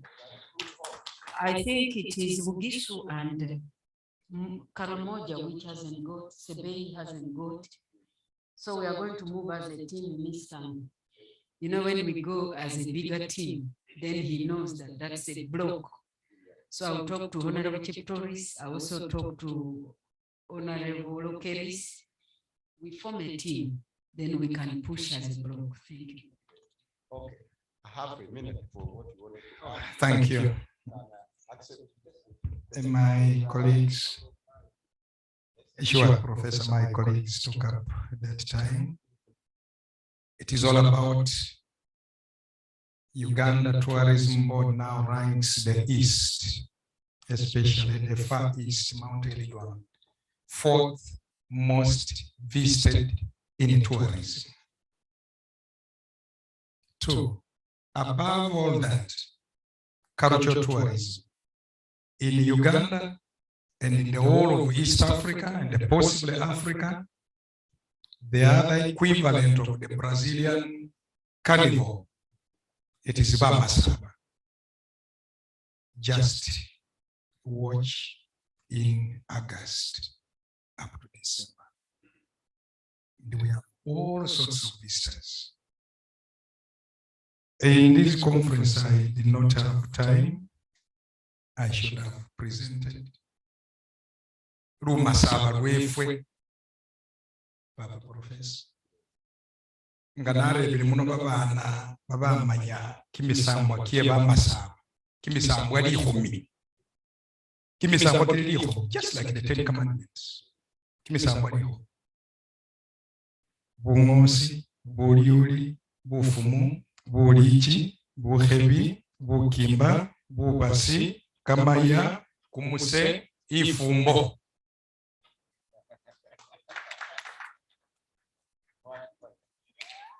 Nganare breba masaba, Siboroliche ba masaba, Kamengiro keba masaba, Umukorongoro, Umukikwameti, Umukinanachi, Umukinyikeu, Umunyange, Umumaina, Umuchuma, Umusawa. Somebody asked me yesterday when I put on that goat skin. I think he was the one, or whoever, the pastor. One day, what is it for? But before we acquired these cotton fabrics, we were clothing. And the way we tied, that's the original of our jackets. We call them here jackets. Back in Uganda, we say coats. So somebody must have copied that isumbati yeyo. Wakihoramwe coat. Kama nakakomwana na masaba, and I'm ending with that. Kama kambi. Uriye wele hakaba bunguwa bombali kuru nesibara westuluwe na nyanga ibukabiro. Wapo mwana na masaba kunafu. Maro mwana na masaba wamwa bumiliyo. Wamwa butwera. Nehosa bakwefesa kwa manyanda. Lira kalia hapi uriye rara oriema. Rarao kumunwa kwanga akikuwamba limira nekamasika. Mao kumunwa kwa mwaro kuwamba lulehe ruhachitu kabasatamu. Lira kalia hataro. Uriye uherango mundu wabeleta, mundu wabene. Alinge nyama ya moko kinyola husibumbane wa kilia. Moko ya ruma ya hirata. Wanyolilo kilia ukira wa kira. I want to end there. But the most important, cultural tourism, very important, very, very important. Baba Sheikh Baba Masaba be Kenya ese lumukusu. Noreba kama sinamusira, Kenya kahira, noreba musuni, Kenya kahira. Khobare de bosi ne khorba kholi ba Masaba ne be Kenya bosi babeho. Asanti omuaminasi. Thank you, thank you. Now, in the interest, okay, comment, yes. Yeah, just a moment. Yeah, with the time left and all that, how about this? You ask questions, and then at one time, and then any of the panelists will answer those questions. Because if we answer one by one, we need a lot of time, which we don't have. Yes. So,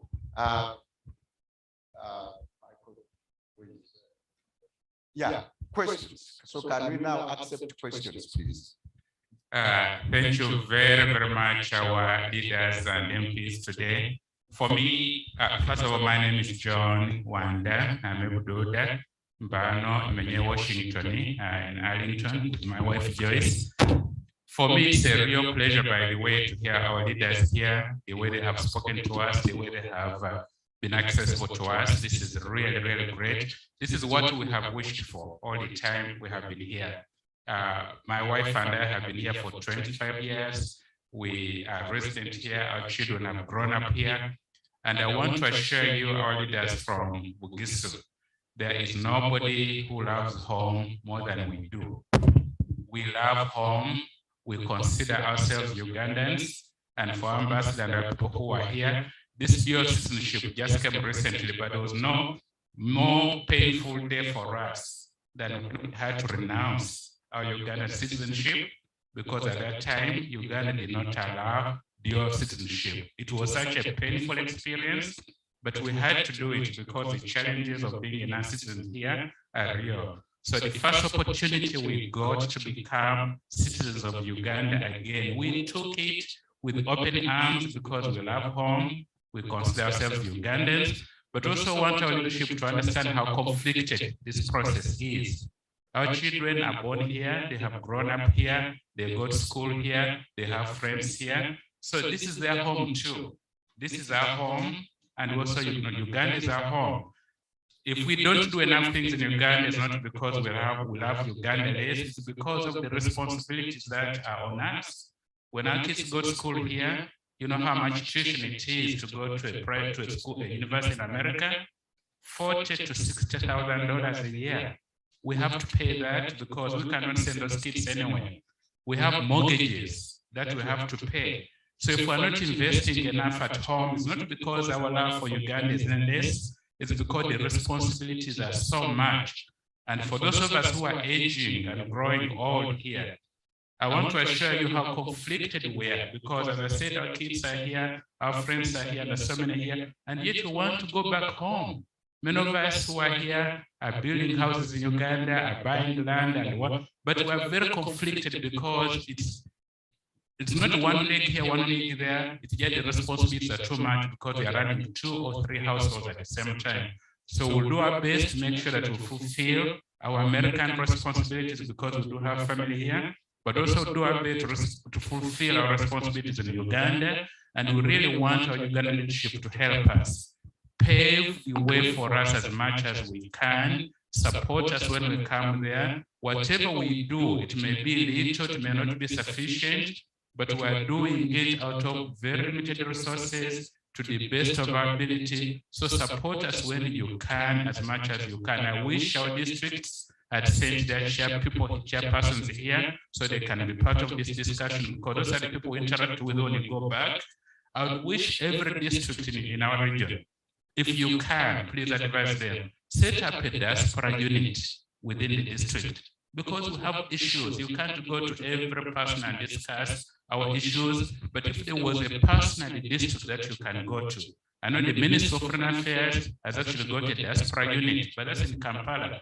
In each of our home units, if we can have a central place that we can go to, that can help us coordinate and address our issues, it would be very helpful, because all of us who are here, we really want to invest back home. We want to visit as often as possible. We want to bring our friends and the communities as much as possible, but we need some help from the other end. And we are ready, Honorable Minister and MPs, I can assure you, we are ready to pay our fair share, whether it's taxes, whether it's fees, whether it's a contribution.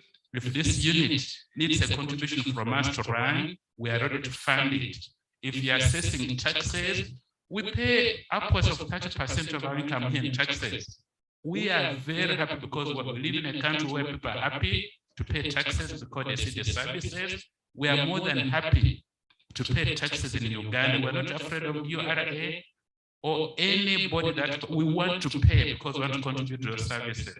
But we want you to help us so that we can smooth this process. And if it's a church in Uganda, we are ready to contribute to the church, to development projects. We want to be part and parcel of the Ugandan community.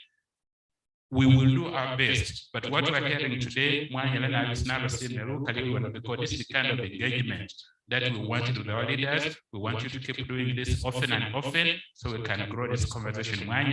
Let's grow our community together.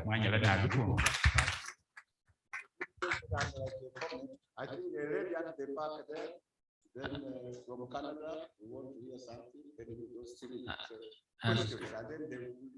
Yes, so we can have about 5 to 7 questions coming in. Yes. And then, yeah.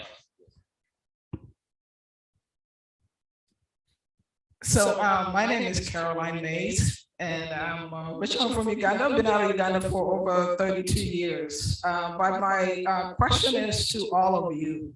You talked a lot about, tourism, promoting, education and schools.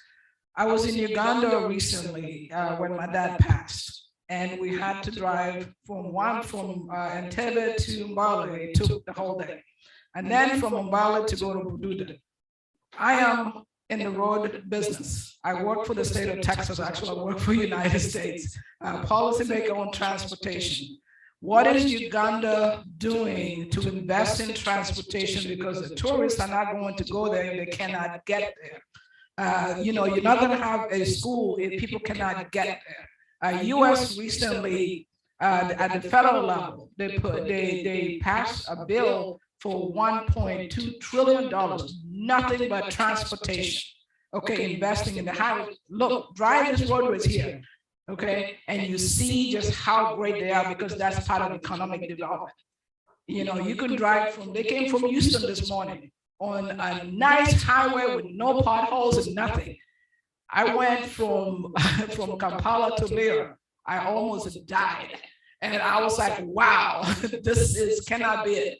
I could not visit my dad. My dad lives in Lira, which is not to a patch. I could not go there. My dad told me the roads are so bad, you cannot come visit me. He had to come to Lira to come visit me. So my question to all of you is, what are you doing, to invest in transportation? Because you're not going to do trade with Tanzania and Sudan and Kenya if you don't have the road network.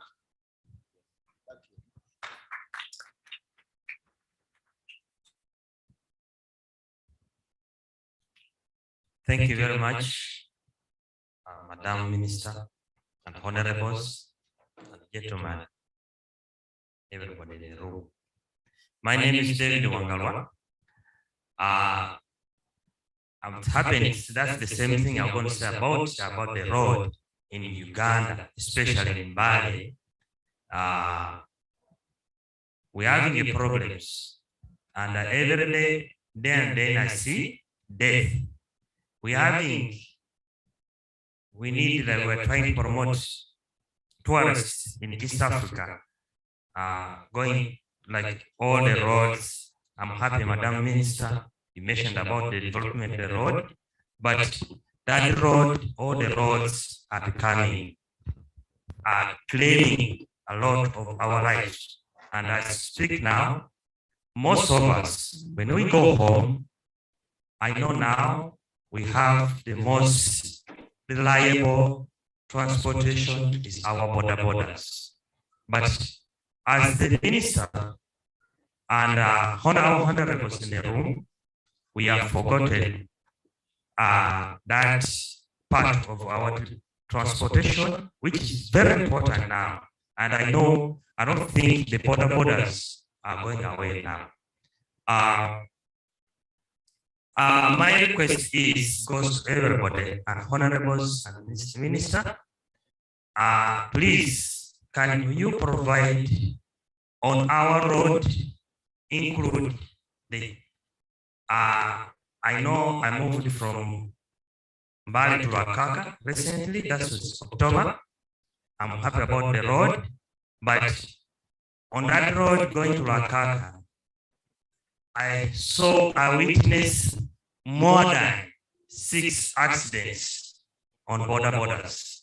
And now from Mbale to Tororo, even now when we travel, you can witness, I don't know how many accidents, which is about the road. So my request is, can you please provide on that road borders and the papa. We realize in Uganda, mostly people who are traveling, the population, the high populations, we use food, we walk a lot, but there's no provision for our people to walk. Thank you very much. That's the advice, and my request is.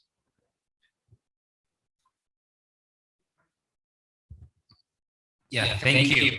I'll try to go as fast as a rocket. My name is Gerald Womanyala. I've actually been here a total of 13 years, and I've begun actually transitioning because you guys have spoken of investors. I think I'm one because of the things that I'm undertaking. I started a project in Mbale. I'm building a guest house which will accommodate a total of 58 people upon completion. The guest house will be in Mbale City Division in Honorable Ambede's constituency. No, okay, thank you.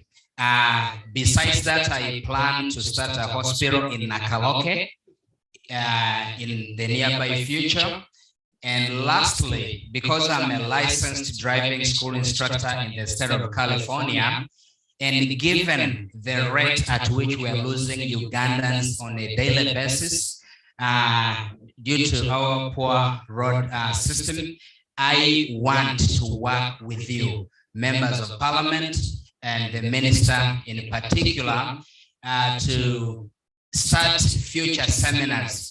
In December, I'll be in Uganda, and I want to start with the first seminar teaching our people from Bugisu about road safety, about tips of successful driving. So I want to work with you on that. And if I'll be supported or not, I don't mind, I'll start it because I see the need. I don't want to lose my uncle and then I start the initiative.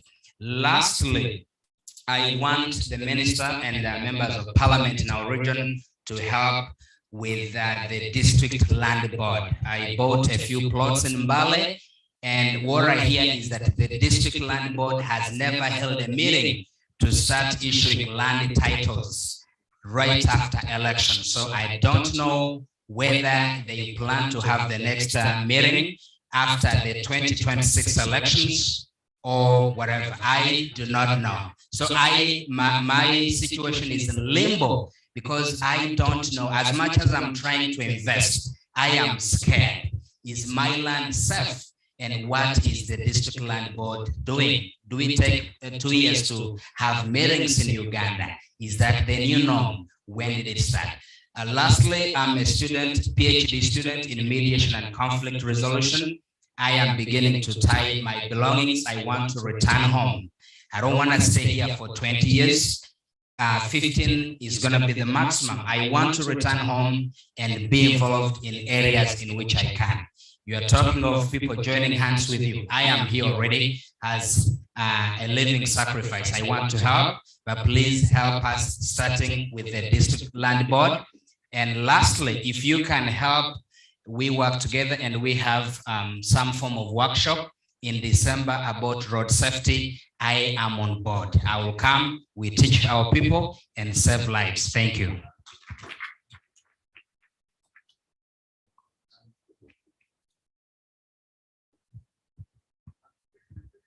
Okay, I'll try to be quick. My name is Nicholas Wako, and I'm talking on one thing.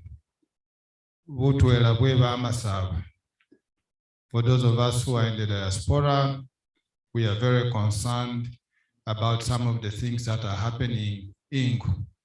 Because we were very happy when we saw the institution of Bukuk. And that is one of those that bind us together. And the Namca was, we were assured, one of the clans. There is a stalemate going on. You are the political wing. What are you doing to bring that stalemate to an end? Thank you.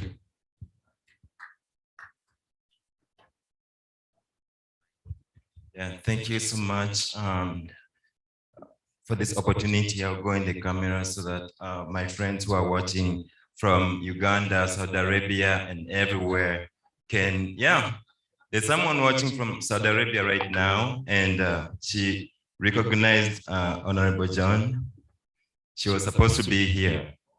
I'm in her place today, okay? I paid for her, but then she did not show up, so I took her registration fee. Proceed, we say hi. I am a natural born opposer. I can oppose in good ways and bad ways because we were raised actually to oppose. Even in the Bible, Abraham said no, Moses said no to God, actually, okay? I don't want to sound like I'm disrespecting my elders. I really love that I've got the opportunity to come and interact with everybody, and you're welcome. I live in Seattle, Washington. I'm part Rasta, and I'm also Jewish. I belong to the Jewish community in Uganda. I'll bring a little bit of that and tell you the reason we say Mulembe is because of the Jewish community in Uganda. Kakungulu took the word shalom and translated it into Mirembe, and it became Mulembe later. So I wanted to mention something that concerns me a lot, and how opposition and ruling party do not get along. Like, we don't have opposition representatives here today. In the US, where we are based, they fight, they verbally, they argue, but things get to be done in as much as there's that kind of division. I did public administration, by the way, at UCU, and I'm coming back like my friend here and my roommate. Also, I'm so concerned. It started in 2003 when political education was scrapped off the syllabus. Okay, my question is, would there be another replacement to that so that the young generation are prepared for the future when our leaders won't be there and elders won't be there anymore? Because they don't have an idea of what's going on. They go NUP, they go NRM, and then when they get a handout, no, this one does it better. That's not how we do it. I have a 3-year-old, and she tells me, Daddy, I don't like those shoes, and I can't go with her if I don't change my shoes. I've also have a message from the artists who are very, very mad at me, as if I own Namca or something, because we put Naira to perform for us. Please help our artists with their art. I'm one of the small investors. I started a studio in Mbale. It is called Run 09, bringing Bamasaba art to the top, bringing the quality from the US to Uganda, and then selling that music out here and making sure it works out. And I agreed with my friend Rasta that we're gonna start selling the through film. I have some video production too. We're gonna be telling the Bamasaba stories and put them on YouTube, Netflix, everywhere, so people learn about us. So please support me too. So let me just honor my friend who also, when you mentioned the accidents, I remembered a friend, a Jewish friend. I do ambassador work too. I speak in different Jewish communities. And we have a lot of Jewish investors in Uganda, like SBI and many more. My friend came there, I was chatting with him, and he died in Iganga in a Costa of Africana Hotel. His name was David Steiner, rest in peace, because of the poor roads. Okay? Thank you so much. Thank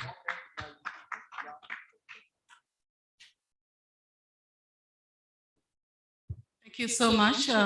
I have a question to our MPs. My name is Mary Hanakwa.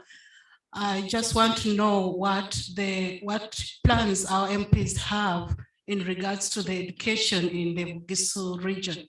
I personally went to Wulo Mixed Primary School, and then I went to Wulo Senior Secondary School for Senior 1 to Senior 6. And if there was a university in Wulo, I would have definitely gone to Wulo University. But here I am, I work with one of the high employer in Canada because I went to those schools.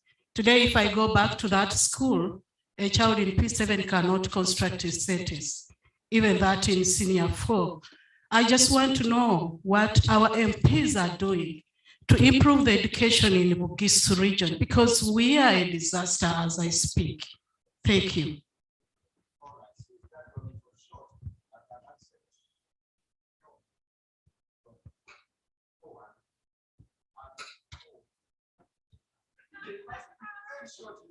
Yeah, mine is short. My name is Gertrude Mshkori, and for me, my question is about regards actually public health is regarding mental health and addictions. And that's a really big issue, like when you come to countries like North America, and I work within that industry. And what are you as leaders of Bugisu, do you have any plans of how you're going to look at this, at public health, especially in regards to mental health and addictions? I know Bugisu has the highest, when you read and whatever, they have a highest number of people who drink, you know, including my father was one of them. So, and that's what made me get more to work with the addiction and the mental health, because my father was alcoholic. And, you know, so what services are you planning to support or to educate or to whatever you can do to support this area? Because really, when you have a big number of people with mental health and addiction, really it kills the whole population, you know. So I would request that, you know, you guys look into this area as well, because I work with an employer. I work with a Catholic organization, and they deal more with homelessness and whatever. And one time I was having a conversation with my boss, and he said, you know, that's an area we could look in, because they have here in North America, they have in South America, and they say we don't have anything in Africa. And then, you know, we could, how do we get around it? So if if there was any channel, I could look at, I could talk to him and see what we could do.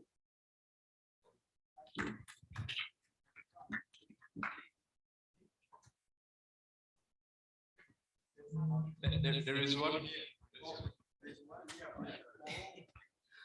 Good evening, ladies and gentlemen. I'm actually one of the investors as well in Mbale. I built a school. One of the reasons why it did not take off is because of the electricity. I wired everything. I paid what I was supposed to pay. That Ruth Musabiti, that was 3 years ago. I haven't registered it yet because COVID came and all, but it is in Mungoho, and that gentleman right there, Central knows, can reach it. I also, I also bought a machine that fills the rice, that it's like a mill. Another thing, the same problem, electricity. We have only one phase that runs in that area. And that line my father brought in the 1970s. I need a 3-phase to do what I need to do. If that can be worked out, it will help a lot. Thank you.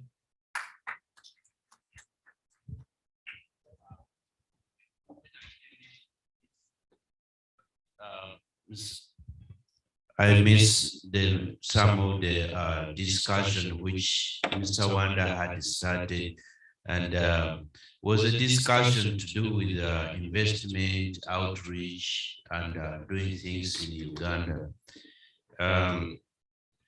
When COVID started in 2019, I personally reached out to my district, Manafa, and I donated food worth over $70,000, and I did it personally, and I went through my family, which distributed. In the process of distribution, one of my nephews was kind of mishandled. I don't know what the conflict was.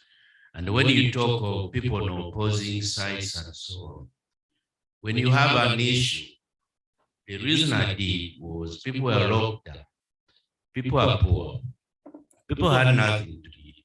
It doesn't matter whether you belong to yellow party, red party, green. All I did was eat from the heart. And somebody is giving food and say, unless you hold a flag which deals with government, we're not going to allow you to do A, B, C, D. So during the distribution, whoever was in charge, they controlled all that food. And despite that, I had advised them also what to do, but that was overlooked. And I never got a letter back from the district acknowledging, even thanking me for what I had done. I did that in the name of my father and my mother, who had also contributed much to the Bugisu district that time. So I've done many things in terms of trying to reach out, funerals, hospital bills, on and on, almost on monthly basis, you see. And sometimes there's also a culture of corruption. Transparency is difficult to deal with. The truth has difficult to deal with in Uganda. And even your own close family as such. The culture of corruption. And I think if you look back in the past 50 years since independence, corruption, if you analyze, people have died more in Uganda for corruption issues than what probably civil wars because of corruption. And we are sitting here as individuals with the common issues of reaching out for people back home and so. Yes, I agree with the young man who says, how come the other side is not here? You have to acknowledge that the differences sometimes is where the most knowledge can be. If people who have won Nobel Prizes, the things they found out do not just come like that. It comes because of discussion. It builds knowledge, which you work on to build and be brighter and better. You know? So if somebody comes with an opinion and it may be different to yours, think twice about that before you just cut off somebody. Because that's where the money may be. That's why the real truth may be.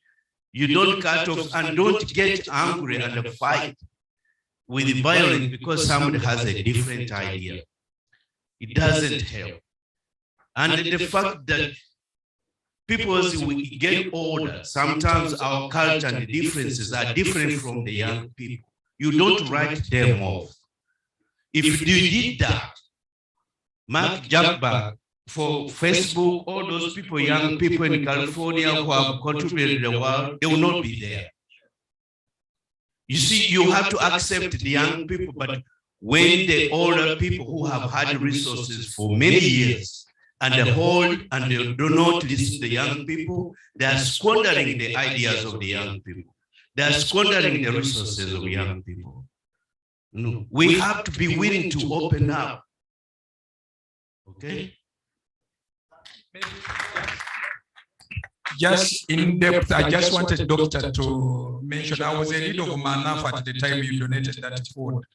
And may I know your nephew and what you went through? Because I was the chairman of LC5 at the time you donated the food in Manafa. Okay. Just okay. You will do that. We needed to know who messed up your nephew. Okay, you do that. Okay, all right. Now, okay, can it be in less than just a statement of one sentence? Because we are running short of time. Everybody is warning. Yes.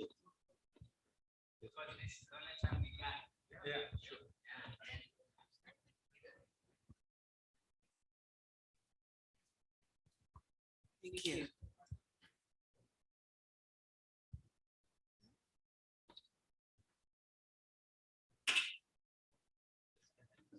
Okay, good afternoon. My name is Joyce Wanda, I'm John's wife. I come from Bududa, but I also come from Msendo, Magali area. When you talk about tourism, that raises a little bit of joy in my heart. I have lived in the US for over 25 years, and I went to school in Trogams, and probably I was one of the lucky ones from my village, my entire village, because there was really nobody there. And just, I was lucky enough to go through school for sure. And just because of helping hands of friends, including Honorable Isaac there and his wife that took me under the wing at some point, very appreciative. My point, however, I want to speak about education, because without education, really, we are going nowhere. And Mary over there pointed out some of the difficulties that our children go through home. If you have not been home, you can invest in anything, but honestly, where our biggest focus should be if we really want to make change is in education. John and I have similar backgrounds, and when we arrived here in the US about 25 years ago, our goal was to try and see what we can do to help change the nature of the kid who is there in the village. And we started an organization here called Arlington Academy of Hope, or Reach for Uganda. And through that program, we have been able to raise over $9 million to send back home to educate kids, to treat patients. I know it can be done, and it can be done also in partnership with the government. We are thankful for the partnership that we have with the government, because we support over 26 schools in the Bugisu area to ensure that children go to school. My biggest concern has been the girls. Our girl children get pregnant so young, and it happens all across.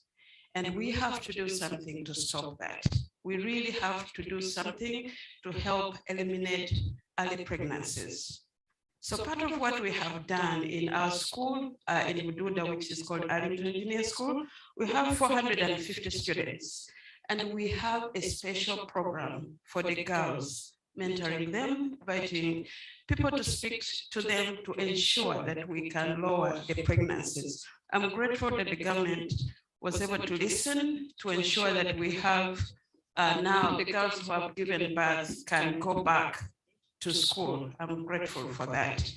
But we can do more, do that. So one of the things that I would like to ask in the primary school especially, or even secondary school, to ensure that there is some sort of mentorship for the girls to ensure that they know their rights. I mean, if the girl is going to have sex, let her know what she has options. Encourage abstinence, but if that can't happen, to make sure that the girl has access to contraceptives at a young age. Otherwise, if we sweep things under the table, our girls are not going to be able to succeed. I can assure you that out of the 450 students at Arlington Secondary School, each one of them goes through to secondary. We give out scholarships. We have 361 students that are in secondary program on our scholarships all over the country, and they perform at the top of their class. We do have those kids who still succeed. We have about 158 who are at university and also who are on university and tertiary programs. One of our girls won a scholarship. She performed the top of the class, got a first class degree, was able to get admission to University of South Korea to do nuclear science. She has graduated as a nuclear scientist. She's back in Uganda. She has no job yet. And there are so many of such. We have graduated 205 students, medical doctors, engineers. And I know that there are no jobs, but I also know that it is very difficult when you are coming from deep in Bududa or deep in Namsindwa, where it is very hard. You don't know anybody in government to connect you. By all means, I know that there are jobs for kids who have specialty education. So what I would like to request is, in addition to creating employment opportunities for them, which we are doing, we are in the process of building a secondary school in Bududa. I know that that is going to create jobs, but also just looking at ways where you can pull some of those students to provide some opportunity. One area that has been really, really critical, the medical field. We have 2 medical clinics, one in Namsindwa and one in Bududa. Between them, 31 patients come through every year. Mothers, 31,000. Mothers are saved because they can walk into the clinic, give birth with the help of the kids that we have trained that have now come back as doctors, have come back as nurses, working in the community. So what I want to encourage you, work with the government, work with our partners, but you know that you can make a difference. Don't wait, actually, don't just wait for government. You can do something. You can do something to ensure that even in your own small way, you make a difference in the communities where you come from. Thank you so much.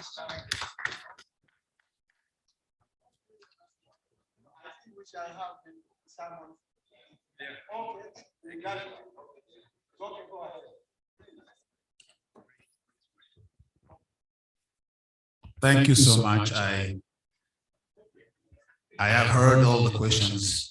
I'm going to talk about, I've just asked a question on corruption, because somebody asked a question about the family corruption. But I want to ask a question. What are you guys doing to stamp out corruption from the government? I'll give you an example. I went to Uganda. I was arrested because I didn't have a seatbelt. And I refused to bribe the policeman. And they took me to court. And the judge, you know what the judge told me? Because you refused to cooperate with the police, that's why you're standing before me. So I'm going to give you a fine. I mean, and I told her, say, you're supposed to be somebody who is supposed to deal with the issue that just because of my sin, of my crime, not telling me that I should cooperate with the police because they were asking me for a bribe. And I refused to bribe them. So, but you're telling me because I refuse to cooperate with them, that's why I'm here. So what are you people doing to stamp out corruption from the government? Because that was a judge. 2 seconds, right?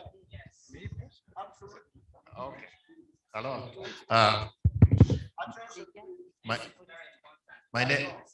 My name is Andrew Bonotti. I'm just like my friend here. I'm trying to invest back home in a small way. But my issue, much as we are happy that Mbale is becoming a city, okay, it's a city, but it's a very, when you go there, it's very, okay, it's a city, but when you go there, there's a lot of potholes, sewage. I don't know how they're working on it, but like in 2 or 3 consecutive years, I've found contractors there, but nothing complete. So it seems what I hear, like what you say, you don't want us to go by, they buy hearsays. They say they give the contracts to their own people, and then, I mean, it's ongoing, it's never completed. When are we going to finish that? And then the municipal council itself, I'm trying to build like him a guest house in half London, but they made me pay 5 million to get my plan approved. 5 million, and I've never got a receipt. Yeah. You see? Mbale, yeah. I've started constructing, it is by half London, you can go there and see it. But I paid 5 million and they didn't give me a receipt. I just went ahead and started. Yeah. That is in the municipal council. Yes. At that time. Yeah. And then particularly to you. And you didn't have no receipt, you kept it quiet. Yeah, because I had to. Yeah. In court, they will say you are also an accomplice. I know, but at least I want you to work on that corruption. And then I didn't know what to do because I wanted to start. As you are giving, you get that fund. Okay. And then lastly, particularly to her, because of our roads, I'm still wanting to, I come from Nalondobuta. We have that road from Sikoye going to Nakupa. I'm told they always want to construct it. We have some Chinese getting, they have a quarry in Sivaga. They wanted to make that road. I'm told people in Manafa refused. I don't know. So I want to know if that road is going to be tarmac, because like if I want to take people like Cody, going from Sikoye to Nalondobuta is terrible. You can't get people going there. So it's going to be destructive.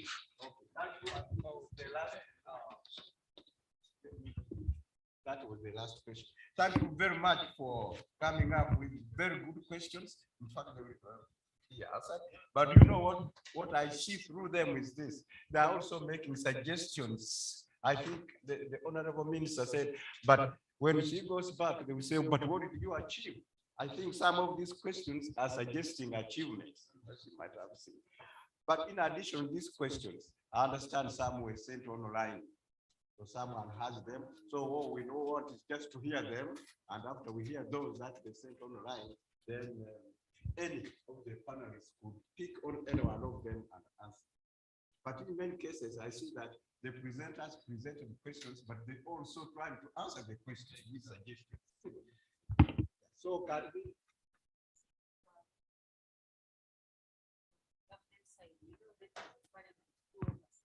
Over us. Yes. So they could as well also be questioning us. They also question us, not so. Yes. So the questions which you are asking is what we normally also receive in Parliament as ministers. But I just wanted to say a few things. I think, thank you, Betty, for some people who are sending online. But one thing which I wanted to say is sometimes let's not be very emotional. Like when you read some of the questions, someone is very emotional. Why are you building hospitals when you have no this? Okay, we are a growing economy. And where we have reached, we are proud. Because like I told you yesterday, that we are now funding our budget 100%. So we now have to set priorities because we cannot be everywhere, but we set policies. So we say each constituency should have this, each should have this. Then from there, we prioritize. So my brothers or whatever sisters who are emotionally saying, why build this because of this? Please, we are coming. And slowly one day, Uganda, we shall be there. Now, also, you find someone saying that there was a question where they are saying, why do you say that when there is opposition in an area, so you should not develop an area? Now, we are a young democracy. We are a young democracy. And I must be frank that here, even the opposition gives constructive criticism because it is part of government. But our people, the opposition, want to pull down the government. You go, you begin saying this, you are fighting to stop the pipeline.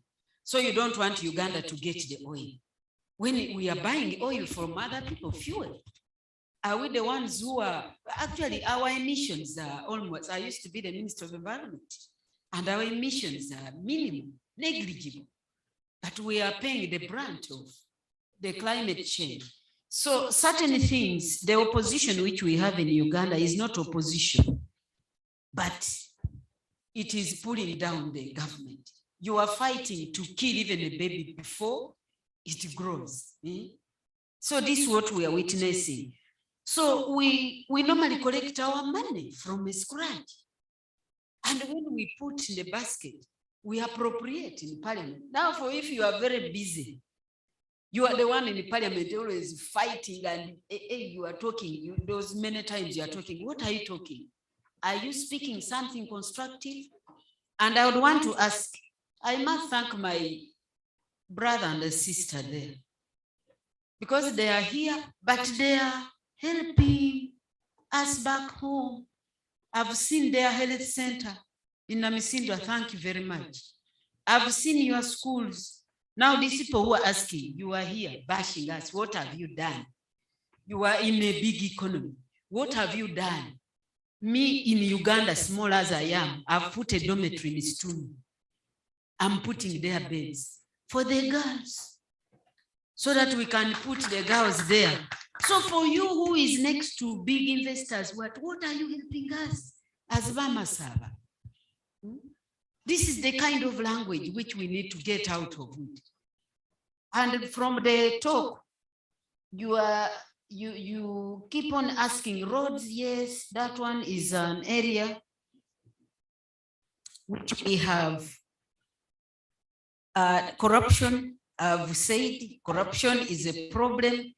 And one of the challenges, my brother, is we fail to get evidence. I wish you had helped us to get that man you gave 5 million without a receipt. Because you trick, these days there are cameras. You can be able to get those fellows.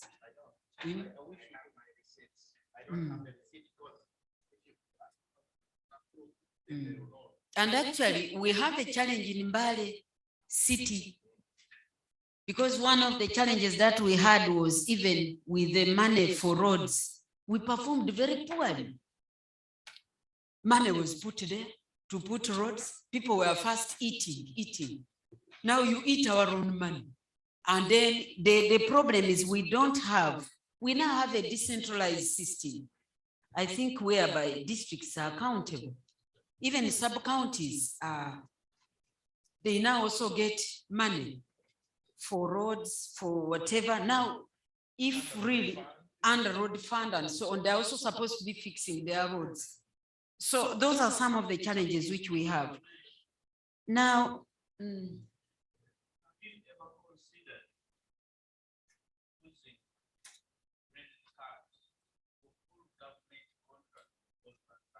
that is where we are coming now. It has started.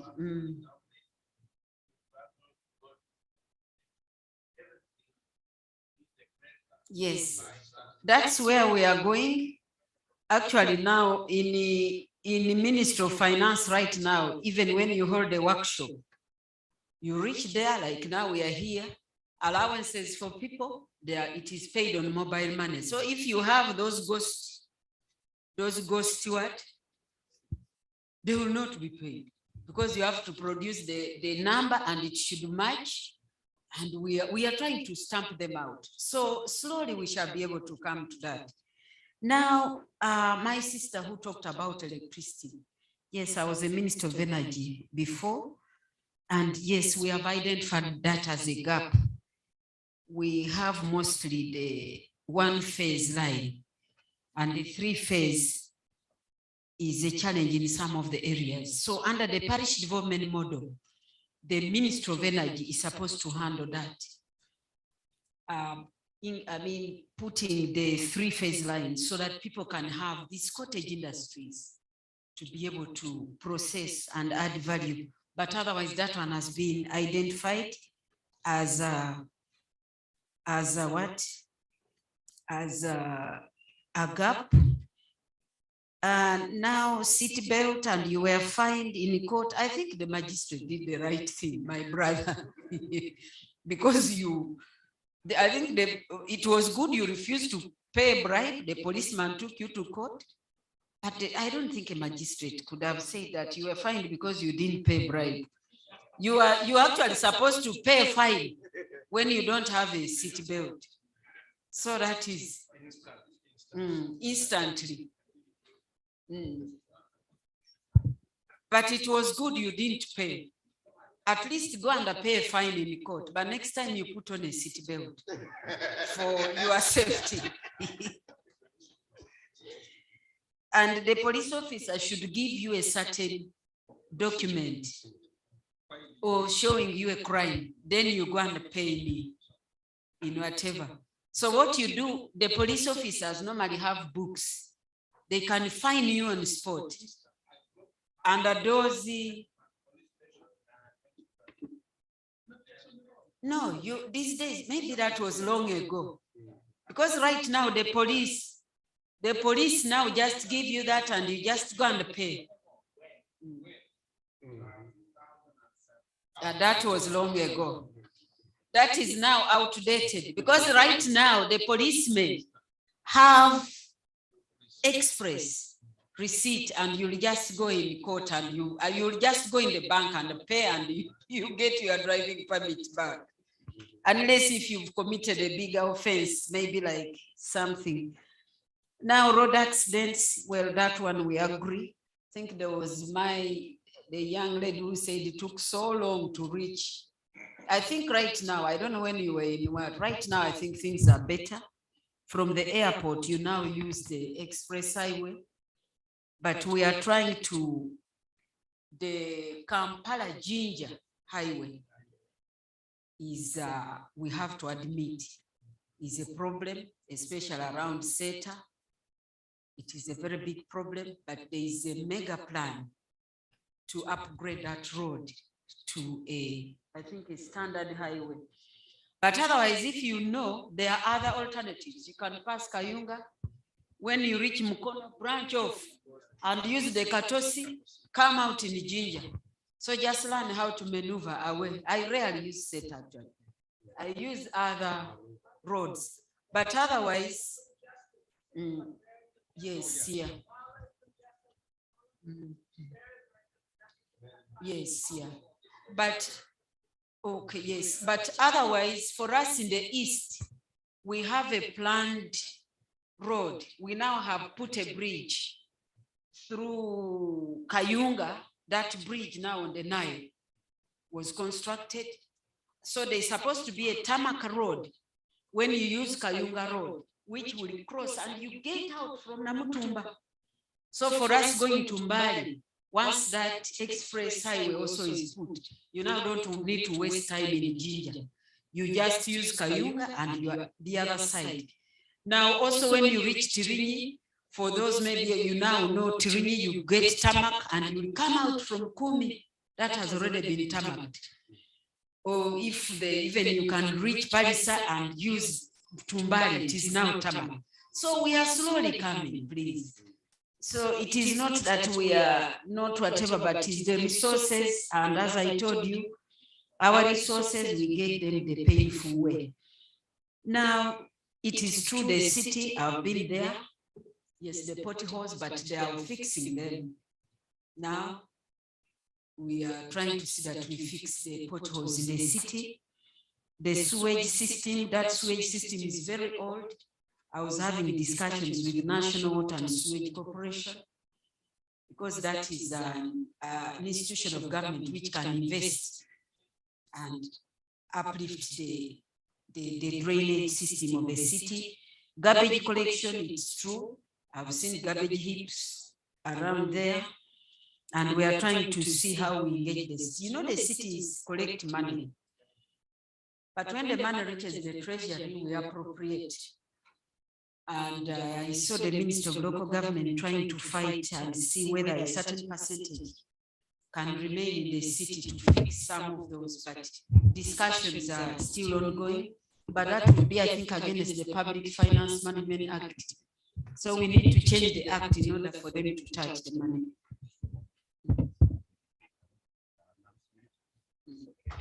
I have a note here that elections are closing soon, so if you've not yet voted, please do so. I think you have just a few minutes left.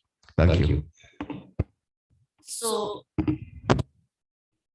the elections, local elections for yeah, for Namca. This is the year when we have elections, and so we want to have hopefully new leadership, so on and so forth. So they are voting online. just administrative.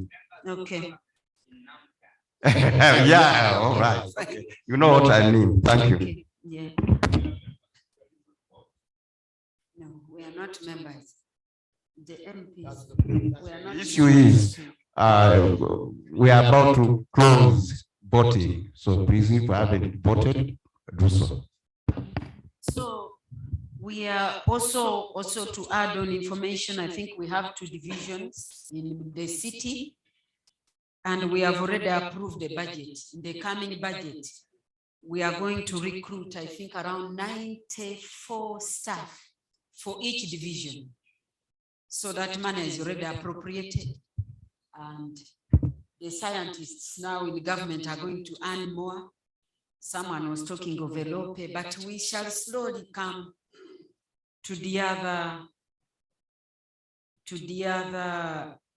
professions also, because we have to look at scientists.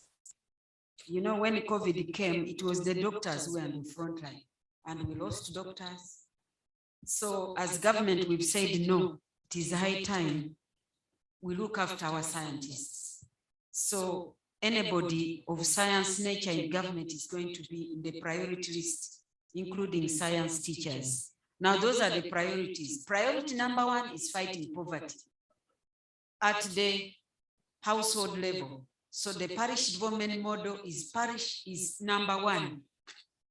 So under that parish development model, there are so many opportunities, because we are going to focus on increasing agriculture.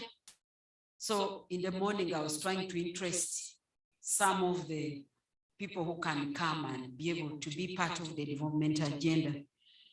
So priority number 2 is payment of scientists. And number 3 is oil and gas.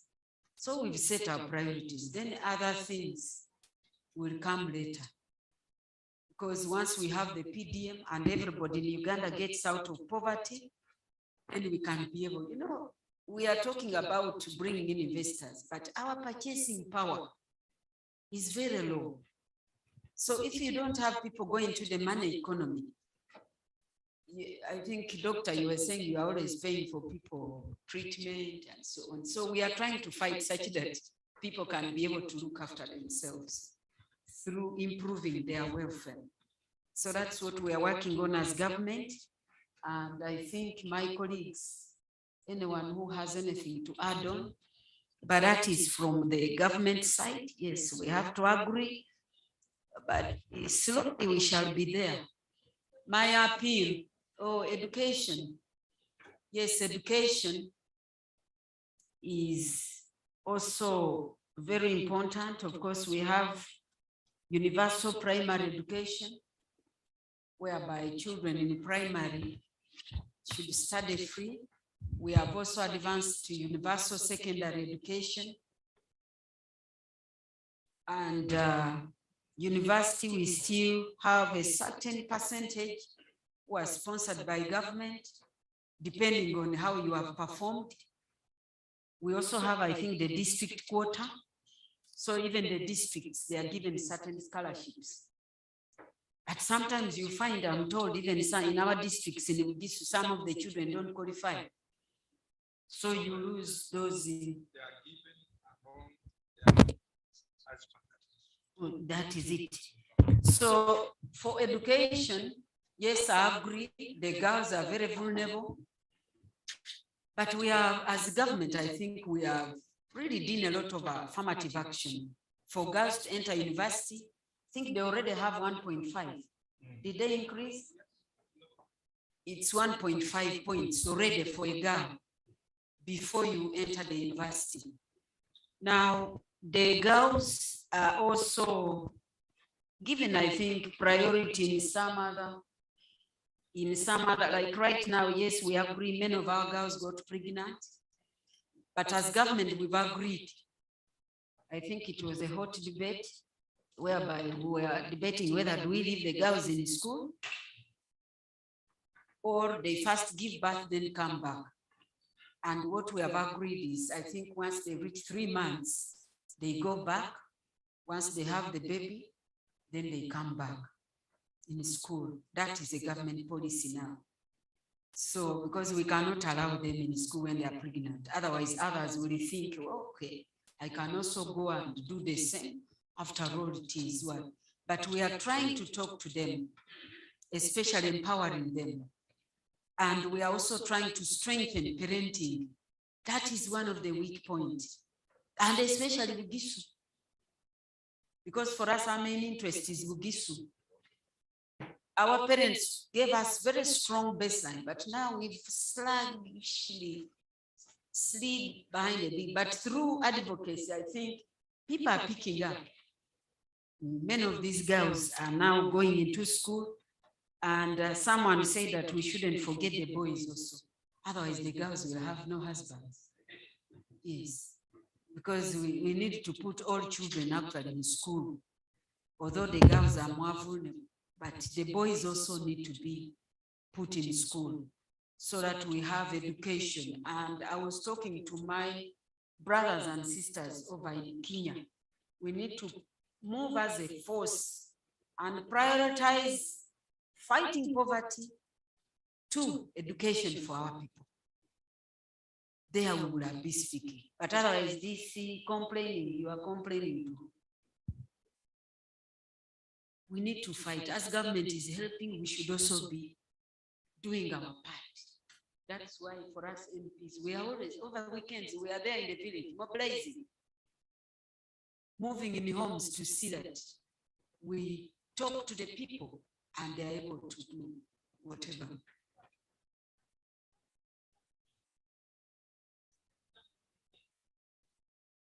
I think you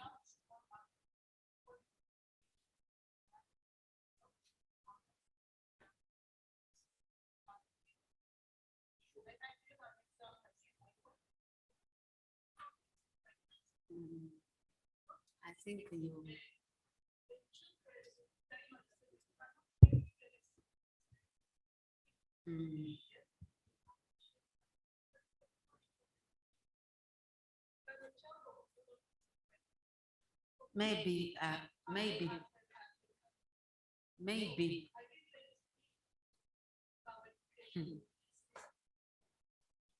you know, now there is a policy maybe for you, because we now have a policy that children study in the local language. I don't know whether you are aware of that. When you go P1, P2, children are studying in Lugisu, in those UPE schools, because they want them, I think they begin introducing English after P3. After P3. So you might think they don't speak, but that's what the policy is. I was in a Stumi primary school. Maybe I needed to interest myself with Bugulo mixed. But I was in my school, Stumi Primary School, and the P7 girls and boys were speaking very good English. I need to look at Mugulo mix to know possibly there could be a problem. But otherwise, children from P1, even when I went there, I said, well, the children don't study English, but some are Lukish. So the teachers are very busy there teaching Lukish. P1 to P3, we were having Bakumia Mulukish. Then P4 is when they begin English. It was a change in the curriculum that when children study here in local language, they understand better.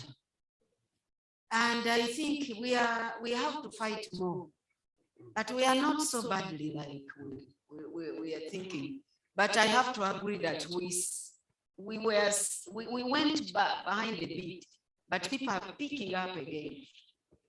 And we can be able together, but I will go to Google Mixed and see. But otherwise, they have rounded other primary schools, and I see children are speaking English. But if you go to P1 and P2, don't expect any English. The P1, P2, P3, do this. Then P4. I see some hands up. Is that a follow-up of what he's saying? Yeah, if you are putting up, it should be a follow-up on something. Friends, we must admit that as much as we have some health care challenges, a lot has improved in terms of child mortality rate. Children are no longer dying as they used to because of an improvement. There's a level we have reached. No, since there's little mortality rate has dropped, it means that more children are being born. And therefore, we must also admit that sometimes the growth rate may not equal the services available. Now, that goes back to the planning issue, which we acknowledge, and planning is a continuous process. It's a continuous process. There are gaps, I admit, but it's work in progress with education and all other services. I will comment on the issue of mental health. Mental health issues are a reality, and very many people are stressed by various issues. Increased prices of commodities globally that are not commensurate with the level of income, and many others which we may not define psychologically. And indeed, the services may not be enough, and that's why it was a month ago when it was even raised on the floor of Parliament that there is need to introduce mental care services even in Health Center 4, Health Center 3s, to ensure that they take care of those issues right from the grassroots, so that they are not all bundled in Mbale Referral Hospital, regional, which is also equally overwhelmed. So it is still work in progress. I am on the forum of the Parliamentary Forum for Mental Health, and we are seeing these challenges. They are really serious. This is 3 weeks ago, New Vision rose up. 14 million people in Uganda are victims of mental health. 14 million. Whenever they get their data, but it's a reality. So it's work in progress, but we need definitely to still continue to put our effort together and see how best all these can be realities. Even you can admit with me that you are in the health care system of mental health, and still the work is enormous. If it's enormous here, it is enormous there. All what we need to do, what is the best way forward? I will quickly comment on the issue of land board. My brother raised an issue. He wants to invest in a guest house He wants to invest in a hospital. He wants, I have been the chairperson of Bale District Land Board until a few months ago when I resigned, then I went to Parliament.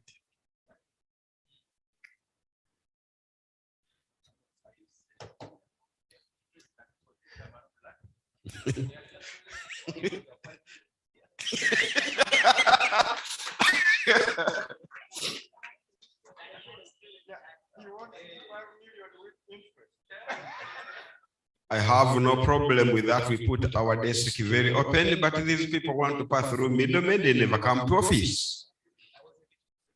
They go through this, you see a middleman putting you on pressure. You don't know why they are putting you so much on pressure. When you look at their file, it doesn't even meet the requirement.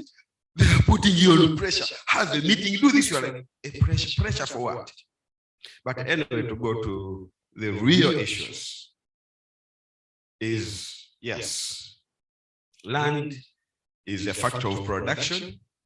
And I want to let you know that we are discussing with Mr. Wanda yesterday.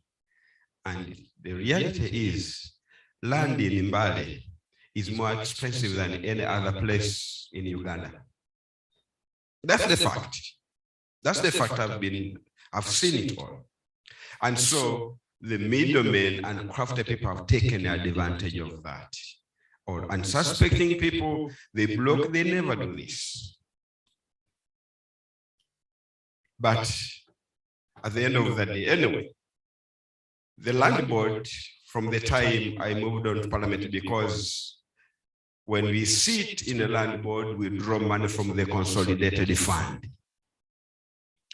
And now that I have moved on, I'm drawing a side from the consolidated fund, then you cannot also have chair the land board, because it also draws money from the consolidated fund. I had to resign. But in the process of resignation, we have now a city land board. It is in place. They saw them in about a month ago. I got an invitation to be part of the ceremony. I wasn't able to go, but now there's a land board in place, city land board, but also there's a district land board. Now it depends where your land lies. As a transitional leader who handed over to both, I can still have a little stake. So let's talk about that and see where your thing lies. We should be able to get solutions to that without retracting my words. I think that should be that. Man, I was out a little bit. I don't know whether I talked about the Inzu.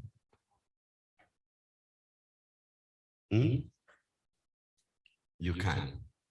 Mai should give, because she led the delegation. There are things that this work in progress. I cannot mention anything. She's at the moment an authority to speak about that. Yes. Okay, thank you. About Inzu ya Masaba, Obabukuka, we Mama Saba. We shall first begin by giving apologies for whatever may have transpired. Actually, to inform you that we had an impasse whereby two groups were fighting, and yet we have one chair. So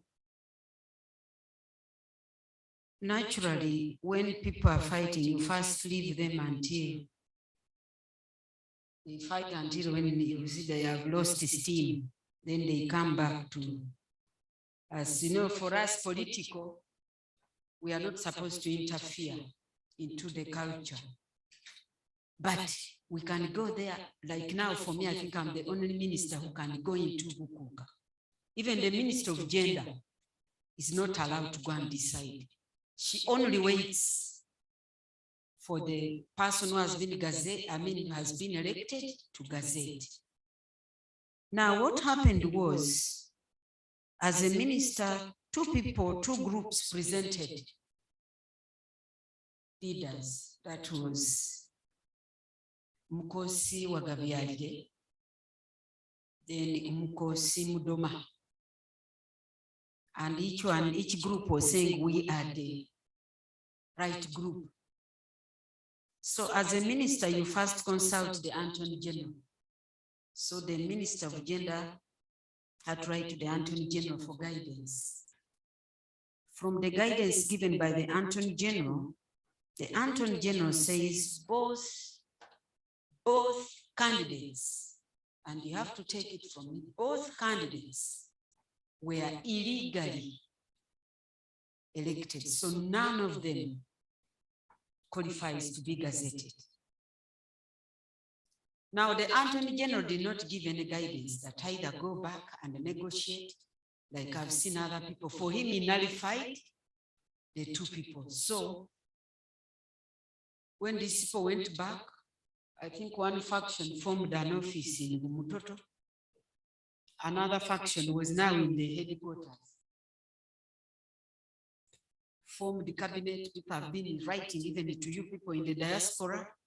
So I'm telling you officially that there is no umukuka. And once you don't have umukuka, who nominated you to be a minister? General Secretary, you Minister of Gender. I said, you people, respect the law of the land. So as now political leaders, we also had now to come in. We first had a meeting with the Minister of Gender, who gave us very good guidance and said, it is your issue, Bamasaba. If you want to bukuka, organize yourselves and give us a candidate to gazette. If you don't want, you will sit for 5 years. So the thing was thrown back. So as a leader, I now had to get my chairman. We had now to begin closed sessions. We first held a very good meeting where one of our brothers who was just retired, that is Justice Wangtusi, came in after studying all the documents. We had the two factions, they all agreed, came. We hosted them in a private place and we listened to both groups. We first gave them a chance. And each one would stand up and say, I passed through this. I'm the one who is officially supposed to. Despite the fact that the Attorney General has said none of them can be gazetted. But in front of us, before a retired judge was saying, I'm the one who is elected officially. Another group stands. This, they give, I was given instruments of power. Come from are just a symbol of our culture. An instrument of power should be that document that is signed by the Minister of Gender, quoting the Constitution and quoting that act of the cultural institution and say, you have been gazetted to head this. So Gabamalide, the judge spoke and told them, I have looked through the documents and guided them legally. He said there are only two options which we have as Bagishu. If the two of you are saying the Attorney General is wrong, you sue him. The only second option is go for new elections. We have only two options. So now that's the task which we have, trying to persuade. Others had already run to court. And you know, once a matter is in court, in Uganda, you are not supposed to interfere until court decides. But the judge also guided. He said, I've been a high court judge. That case might go on until the term for Izuya Mwambo expires. You are still in court. Then Wanale has to take over and you are there in your court. Not so. So that's where we are. But as we speak, I think they are now calm. And I think when we go back, we have been persuading them to remove the court cases. And we are trying to see how we do damage control. And we get this. Because an election, we're told again, we're guided, because the Council of Elders expired. Because that is the topmost as the assembly, which should elect Umukuka. It expired. And we have also warned them, if we get another Umukuka, that should not be repeated. Because it shows as if we are disorganized. Now the second in line are the clan leaders. who are 26, because we are now excluding the Kenyans. By their constitution, we were breaking the law. So there are 26. Those can also elect. I think those ones are there. Some have passed on, but now again, these factions, each group went and elected clan leaders. So we now have two sections of clan leaders. The Wagabialile clan leaders, the Mudoma clan leaders. Now the third line, if this ends, you now go to the population, Vamasaba family. We can now, in the constitution, we can now elect who we decide, and that will be respected. That's what the constitution guides. So as we go back, we are now going to mount pressure to see that this is solved quickly.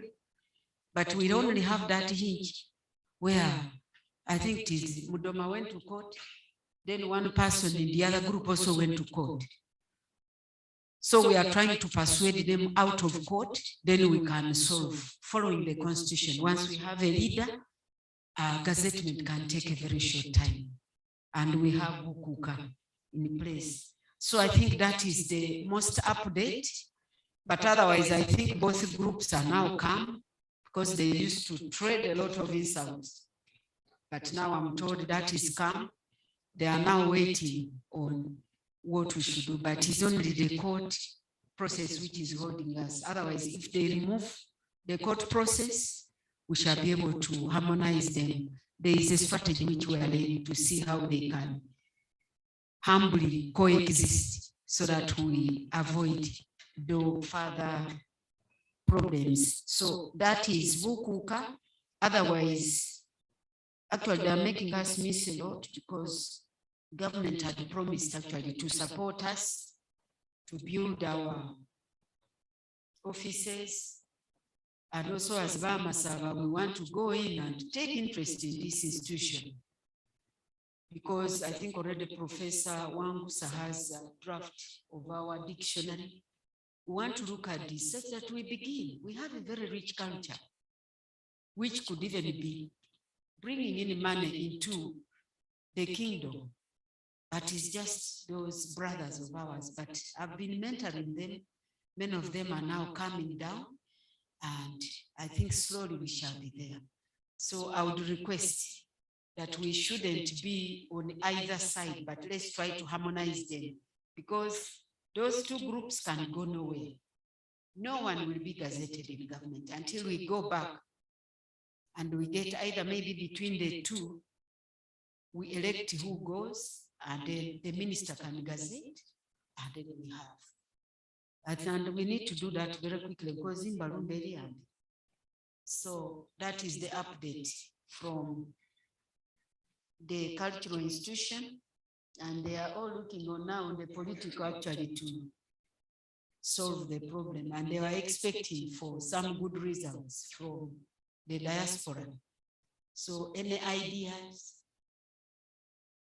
they will all be welcome. And if there are those who can reach out to some of those groups to come down and let go, because this recycle, it goes around 5 years, another time comes and you can be, those who are younger can hold on and take on another time. That's how democracy is. Thank you.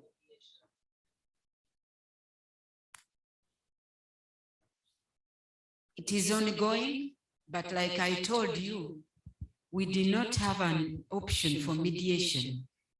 The Attorney General nullified both of them, that they were elected illegally. So you cannot be illegal, then you begin mediating. So we have to go and make a legal process. And it can now either be the clan leaders, because the top organ is not there. Now they are telling me the clan leaders also are not there. Now it will require us, the population down, to make a decision, maybe at sub-county level, and then we submit and we gazette. Thank you. Yeah, go ahead. Thank you, ladies and gentlemen, and thank you, the Honorable Minister, for that. I have been in the midst of the formation and the growth of Bukuka. It is a sad story that I'm seeing it almost near collapse while I'm still living, and yet some of us helped in the formation. We even resigned certain positions to let Bumasava move on. And when I hear the issue of course, rightly so, constitutionally, the Western type of law, Kenyans are not part, so every other Mkuka, including the late, were null and void because our brothers from Kenya elected them. So even Ambassador Wamimbi should be null and void in his retirement because votes from Kenya went to him. Sorry, kabisa. Haya ndiyo mambo yetu. And there is something which brings up from the east. Tiengadola of the Chapadola and the part of Kenya, trouble. The Emorimon, Teso, we have a full Teso district in Kenya, in chaos. In Masava, the bulk, the biggest bulk of the population of Masava are in Kenya. My clan, 70% are in Kenya. We are in trouble. Anyway, I will not talk much because the minister has done that. Let me turn to a few other concerns which I should. One is the Tamaka Road, 45 kilometers from Bumbobi to Ruahaha, very clean. From Ruahaha through Wamono up to Chwele, slightly good. That is my neighboring constituency in the Republic of Kenya. And retired Major Honorable Waruke for now, quite good. And I want to thank Cabinet and the Minister. When we had congestion in Malaba and Busia of the trucks coming into Uganda, we thought of a plan and we diverted. So all empty returning trucks to Kenya pass through Ruahaha on a day between 1,200 to 1,300 each day, all night. And of course, it also boosts the local economic development of this region, heavily so. Now, the border accidents stem more, I think, from the regulatory part of it. Boys who do self-training in the village, and all of a sudden they're on the highway riding. So the licensing authority has a problem. The regulatory authorities have a problem. Actually, there are accidents all over, worse, let alone on the highways, but even in the villages. And most of them, like Mami Moshikori said, high on drugs. He will even ride you while with a packet of waraji. Just like that. No regulation at all. The other issue is the opportunity, maybe the Honorable Minister did not talk about it. 619 acres, I think to be almost donated by Bugisu Cooperative Union to, at the time, Uganda Investment Authority, at a paltry of only 5 million each acre. In 2008, it is now a fully fledged industrial park. The opportunities come to you to invest in there. The land is there. The land is there. The Chinese have developed all the road infrastructure and everything else there. Please, we invite you to invest in there. And the priority is the diaspora. Then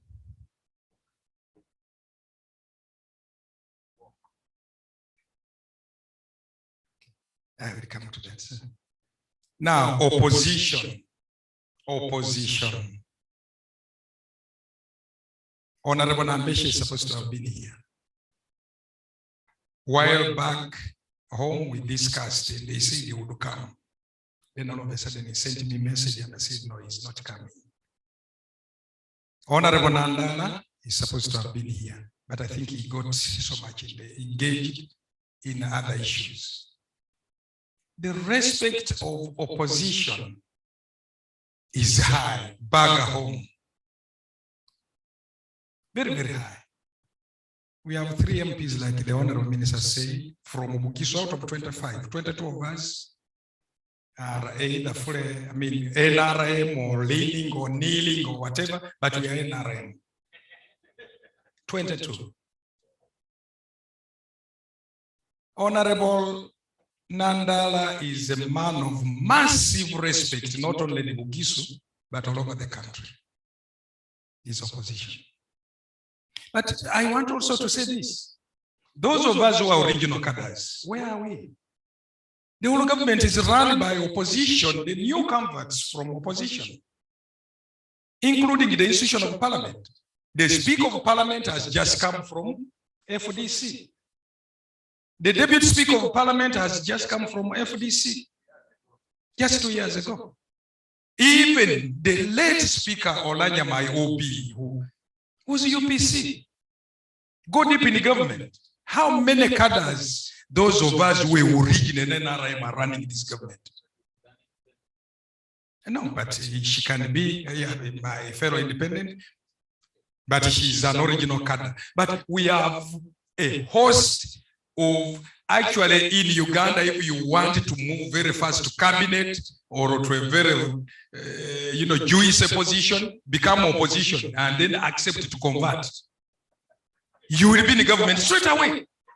Those of us who have stuck with the government are washed away and off. And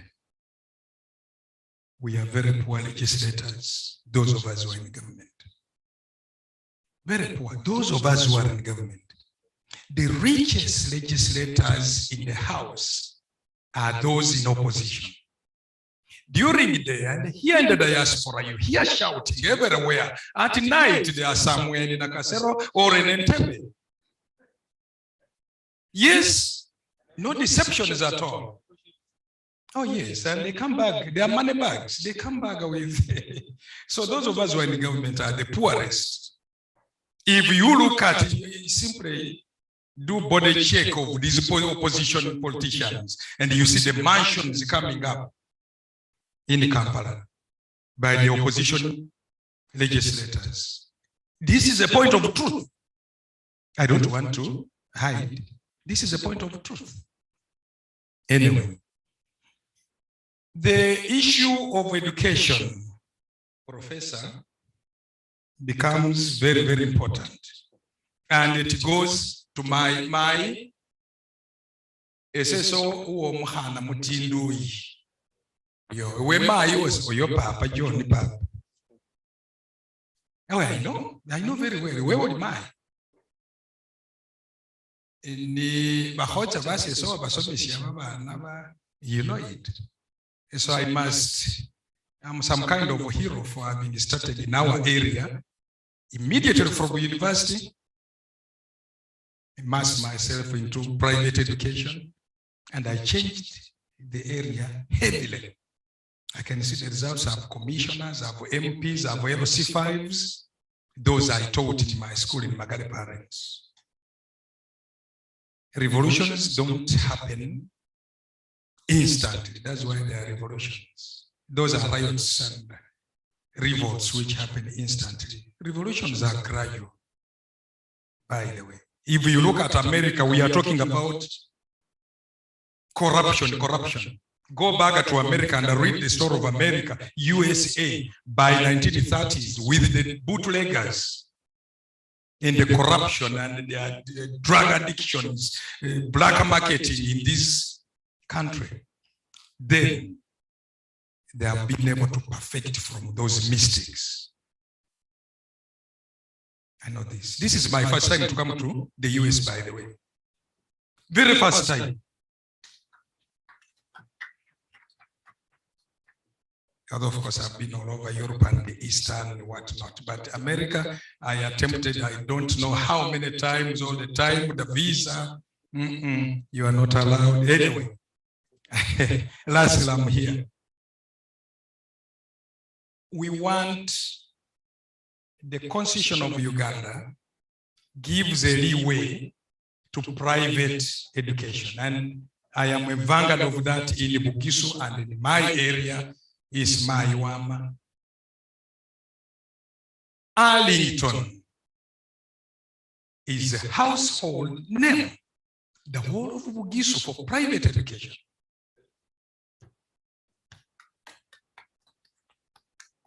We can do that. You can cry about the standards of Buburo. The other partners who have come in, especially Dr. Geoff of South Wales and others. We have been there, I remember. But certainly private education is doing much more better. And now parents have learned to go for private education. Now, early pregnancies, I will show you a picture of an 11-year-old child with a 4-month-year-old. In my constituency, I called up the girls. And ladies and gentlemen, in my constituency, 400 girls turned up with little babies or pregnant. 400. And the youngest was 11 years with a baby of 4 months. At first, I thought, I have her here. I thought possibly she was carrying somebody's child. It was hers. The girl is there. I tried to help them in a very little way as a politician. Now, primary, of course, 11 years, really. And in the lower primary, not even mid-primary. I'm about to finish.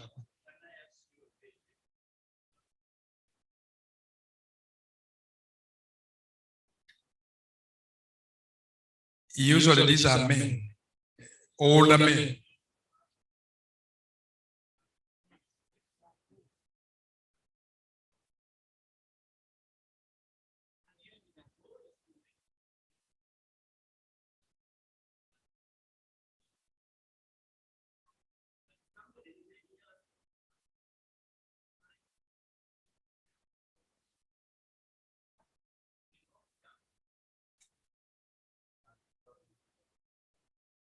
That same problem is very common here. When I was Tennessee at Chattanooga in the social work program. Yes, in the social work program, we supervised our students who were working with such young girls. There were very many in the US here, especially in towns. So it's a big problem. Yes, doctor. Any girl who is below 18 years in Uganda, if you're a man and you are found with a young girl below 18 years, that is defilement. And it is punishable in the law. But what happens now, like for us, what he's talking about, we are very close to Kenya. Most of those offenders have run away. The police hunts them. So if you are caught, actually, you are put in. Many are there languishing in Luzira. But I also have to mention that even recently this came up in cabinet. We are having a high increase of incest. Fathers defiling their own children.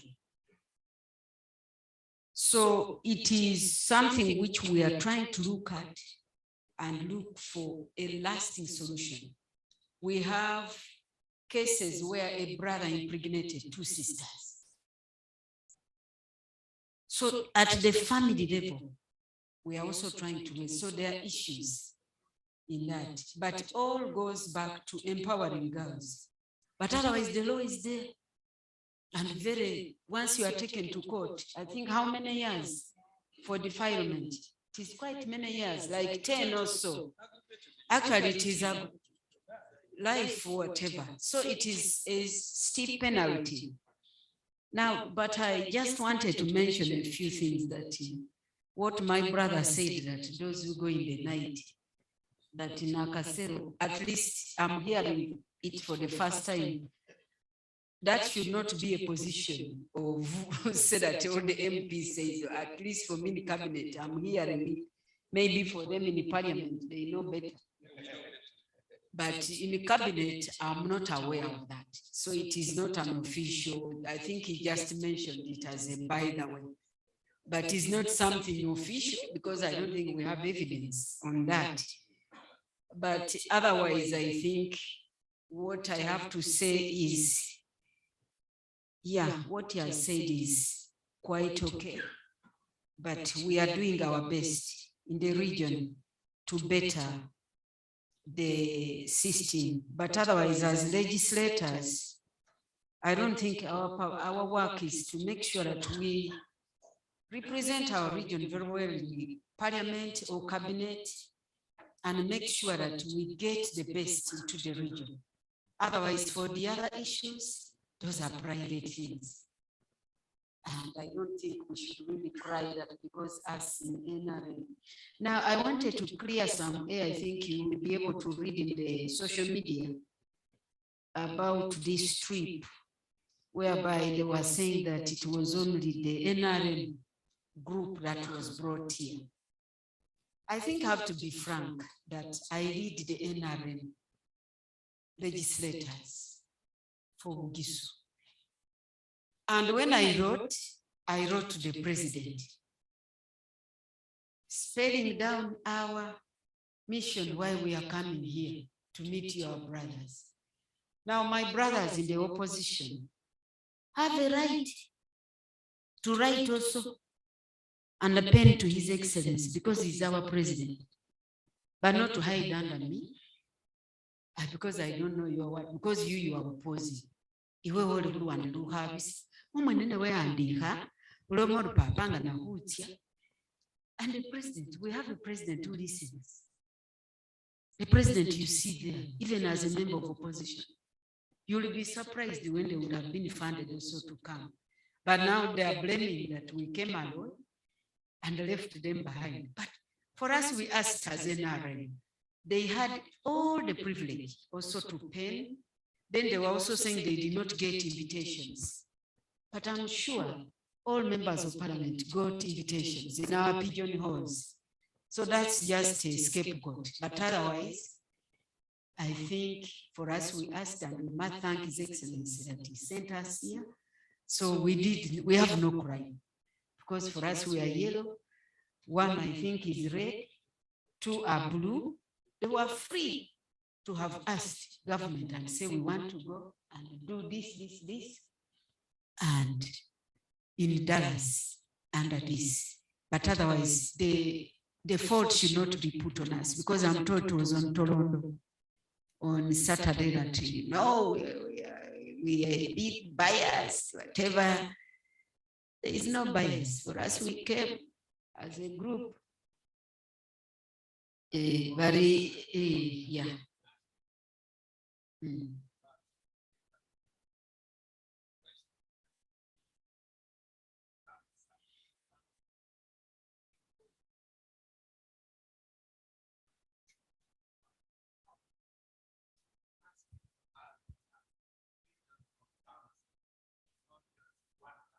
I think the chairperson of the caucus, can answer that, but it was me who requested as the minister. Now he's the one who leads all of us. But if it is me writing to the president, I write as the NRM political leader. But otherwise, for the others, the other brother of ours controls a budget of 3 billion. The opposition chief. So he should have the courtesy also to have got a little and brought himself here. Thank you.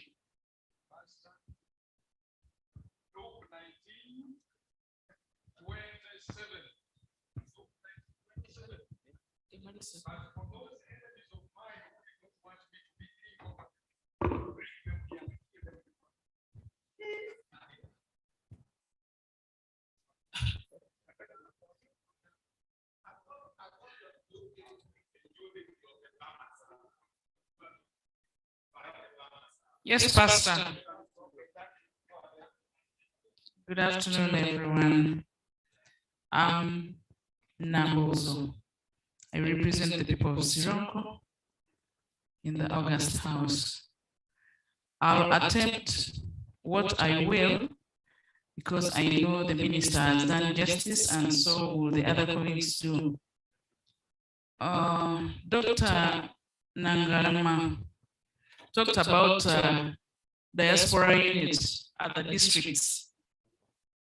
I want you to look at a scenario where some of us, some of you have sent even the little you've saved to your own relatives to do some work at home, and it has not been done.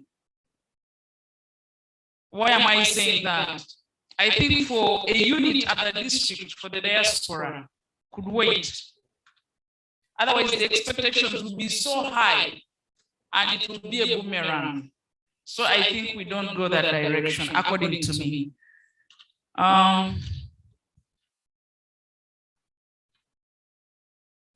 want to thank you very much, all of you, for all your concerns.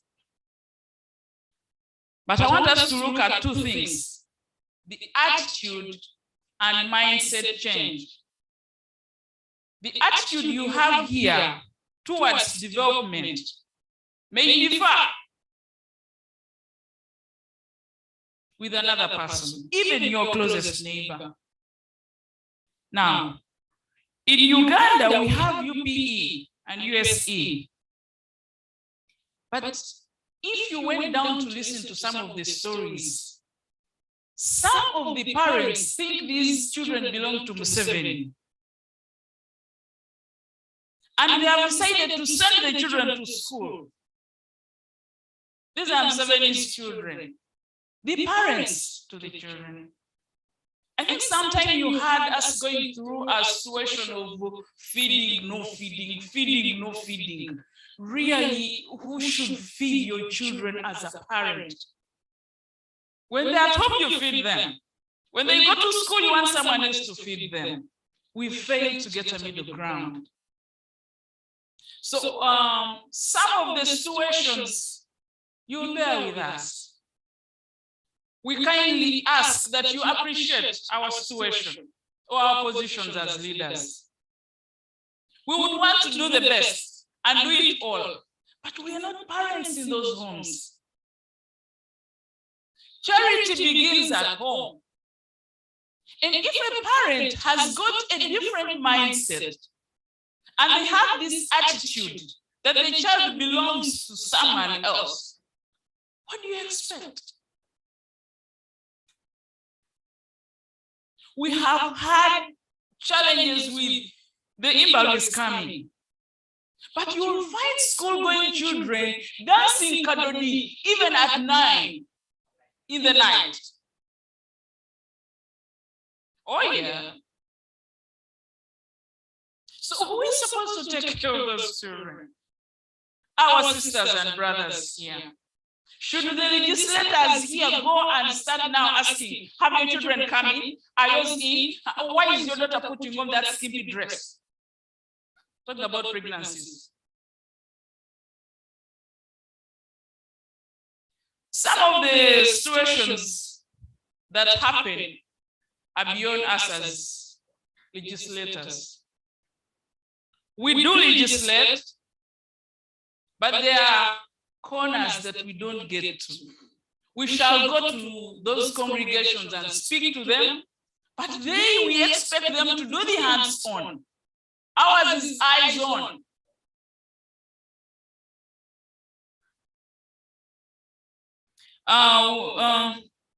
My minister talked about children learning in Urugisu down there, the lower primary, the thematic system.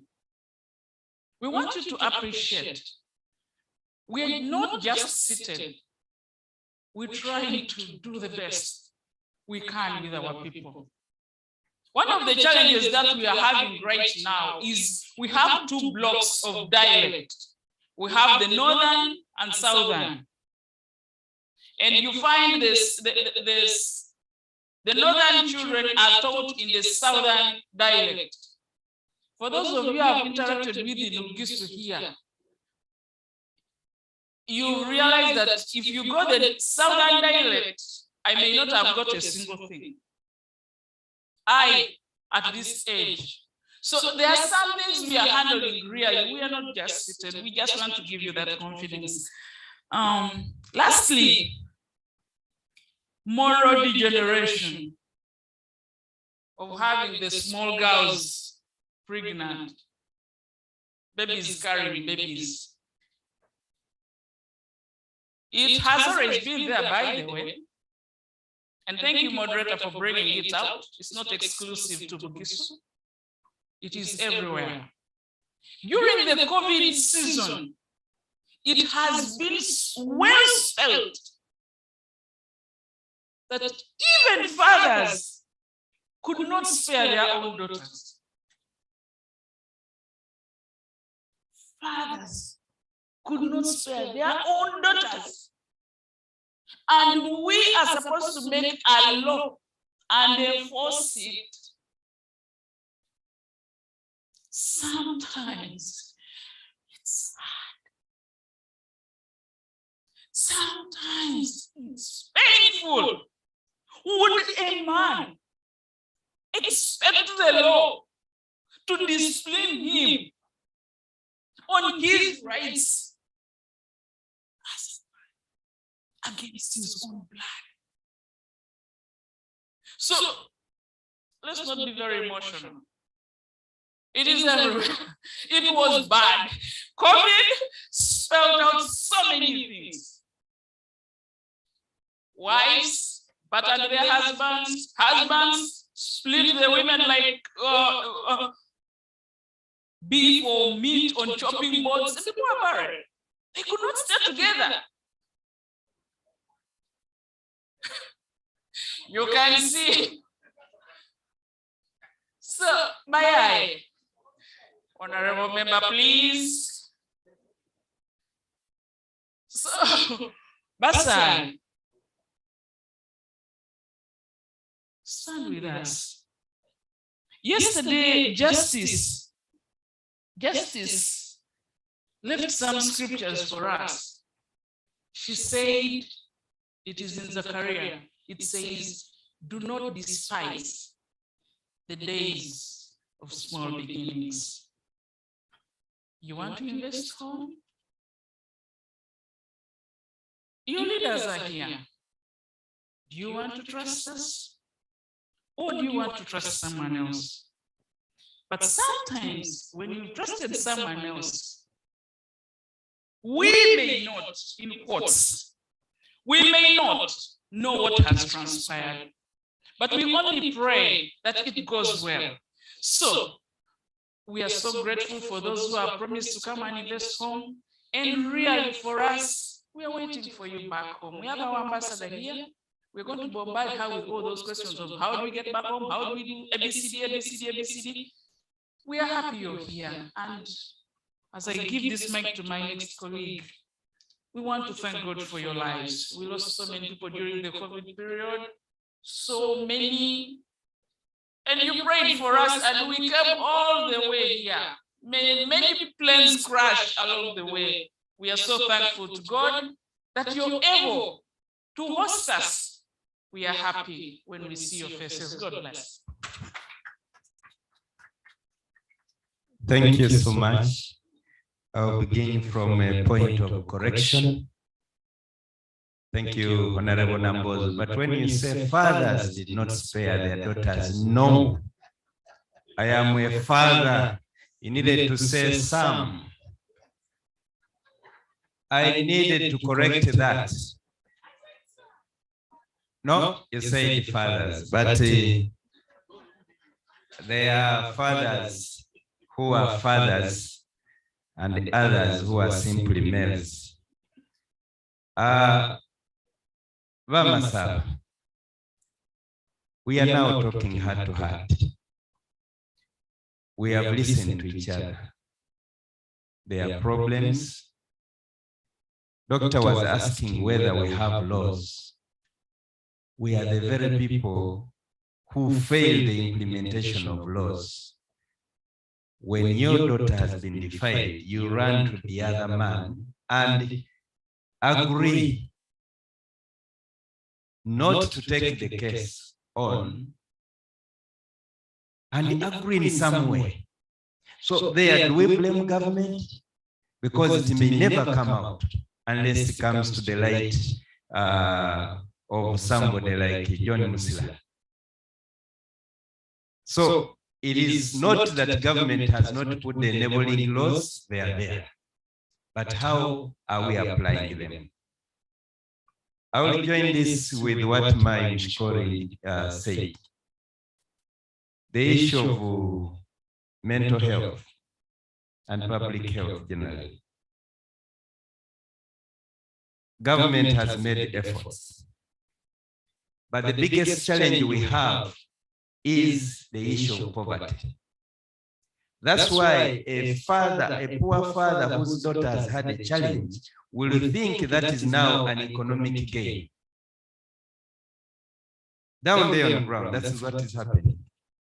So the first thing is to get economic empowerment.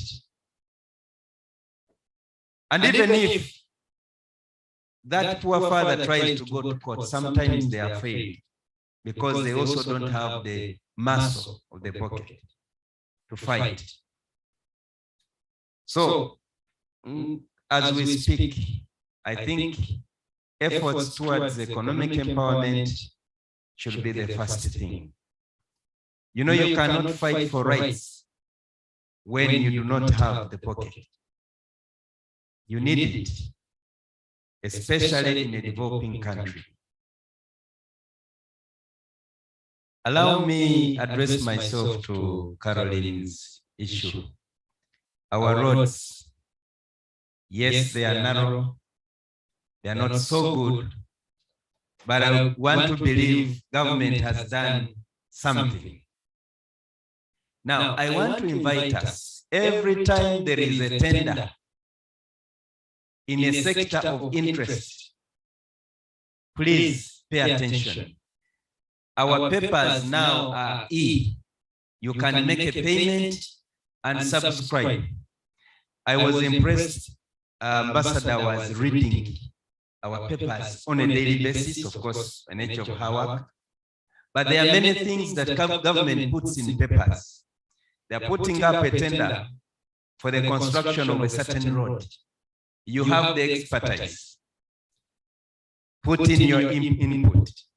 And even if you cannot get the tender or you may not get it, still they will look at what you proposed and compare with what somebody else is proposing. Maybe it will add value. Otherwise, when we just watch, I don't think we should be in the watch window. We should be trying to change what we can change. My brother Wangalwa, the section of the road between Usiu and Umagen has been an issue with accidents. I think that is the biggest section that has been claiming lives. Government responded to the call. Yes, they are redesigning the road, but that's a long-term plan. But for now, they are putting a temporary measure, putting speed limiting humps, and I believe that will reduce the carnage on that road. Now, regarding provision for pedestrians, that is another issue. And that's why I was saying we need to put in an input. Write a paper, submit it through our minister or through our ambassador. Let a suggestion be received on our side. But let us make an input in the development of our country. The issue of power, Honorable Minister addressed it, and that spoke directly to one of the members in my constituency. But we shall follow it up. Yes, we shall follow it up. Now, finally, of only movement people coming to the diaspora. As chairperson of the Ugisu parliamentary group, of course, I'm not happy that I don't have all of them here. Now, Parliament and members of Parliament belong to the Speaker. We made an application, and all members know that we made an application for sponsorship to the Speaker of Parliament, not the President. Now, about a week or two to the end, yes, they had said they would be able to sponsor. They may not sponsor all, but they will sponsor a number. We were informed there is no money to do that. And definitely there is nothing much we could do. But there was this opportunity from this side. Would we say no? Would you say no? Instead, we are very thankful that while on the other side, as the institution of Parliament, we failed to get funding, through our minister, we got funding, and that's why we are here with you. And we are here as Vamasava to represent the views of Vamasava and hear from fellow Vamasava. I have not come here to say, let us suppress the opposition.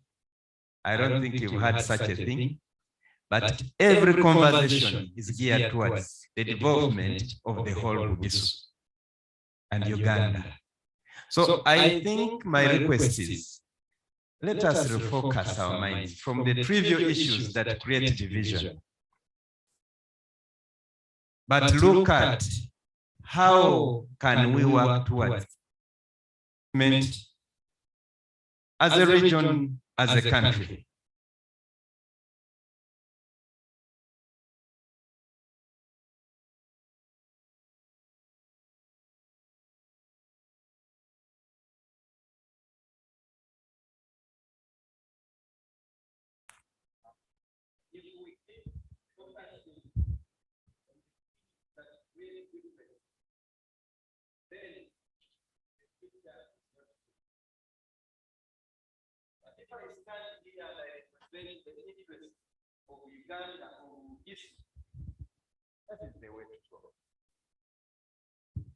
So finally, I simply say, the members here have represented the views of all members, because in Bugisu, we do not have opposition Mugisu, movement Mugisu, because we are talking as Vamasava, and that is the way to go.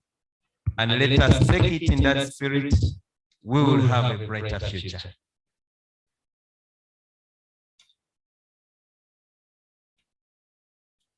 Somebody said that the road, northern Sironko, government constructed that road very recently. The road from Bali to Sironko is actually paved. Now, the other road that goes through Bulambuli to Karamoja is under construction. I don't think we should say that government has not worked on those roads because they are opposition. No. Resources are scarce, and actually Parliament sits and appropriates. So I want to call upon every Ugandan that and every Mugisu, our focus is on our development, not on only parties. Thank you so much. Okay.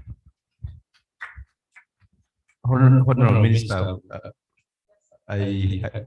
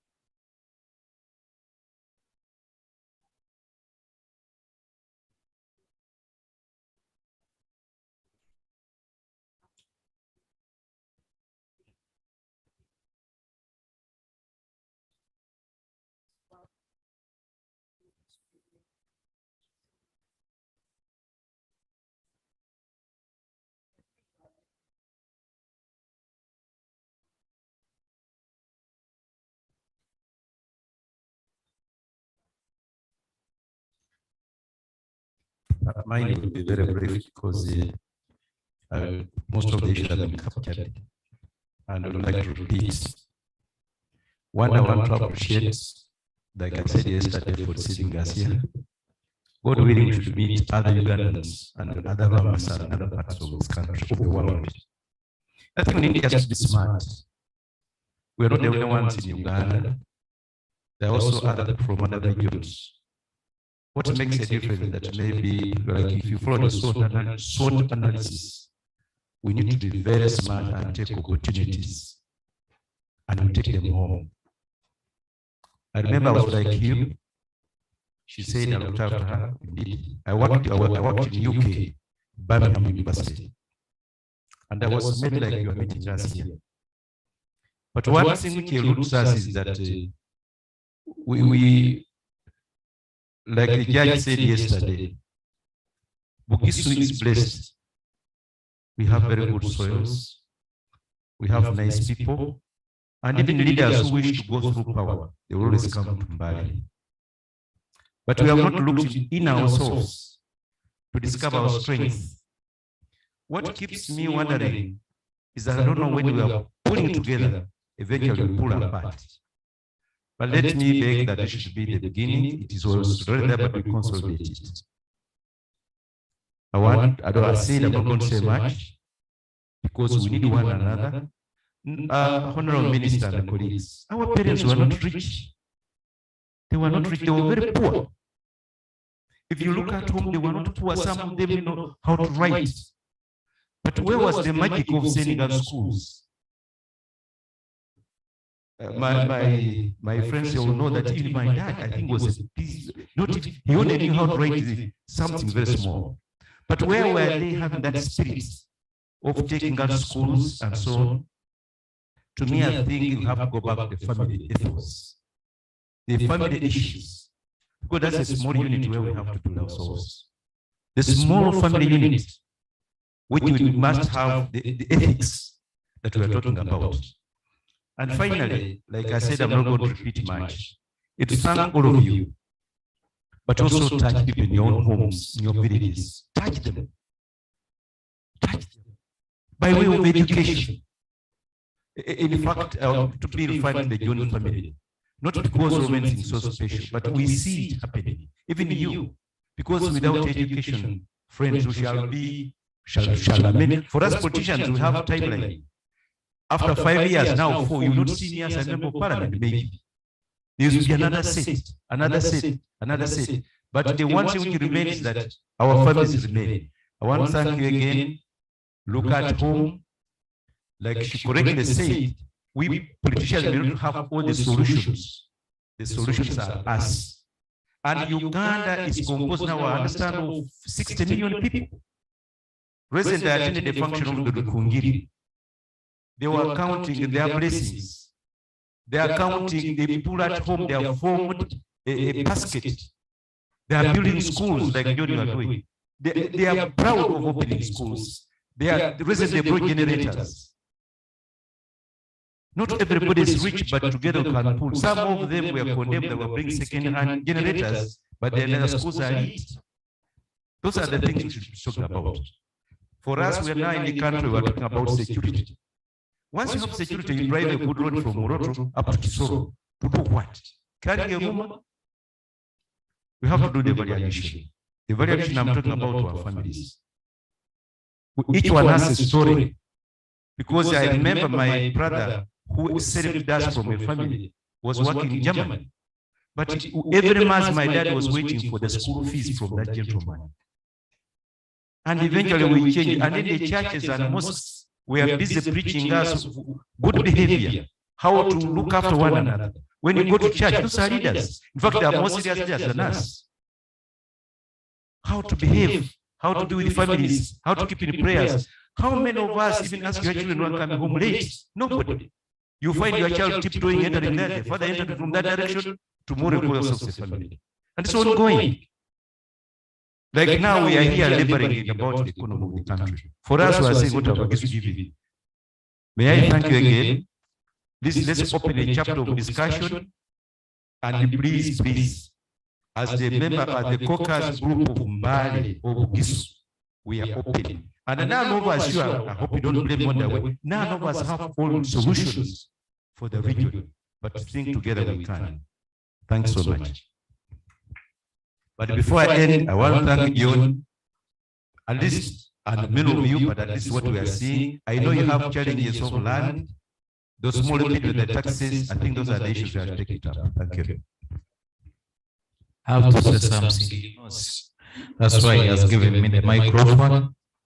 I'm really sorry yesterday I was not able to say something in the evening because I wasn't feeling well.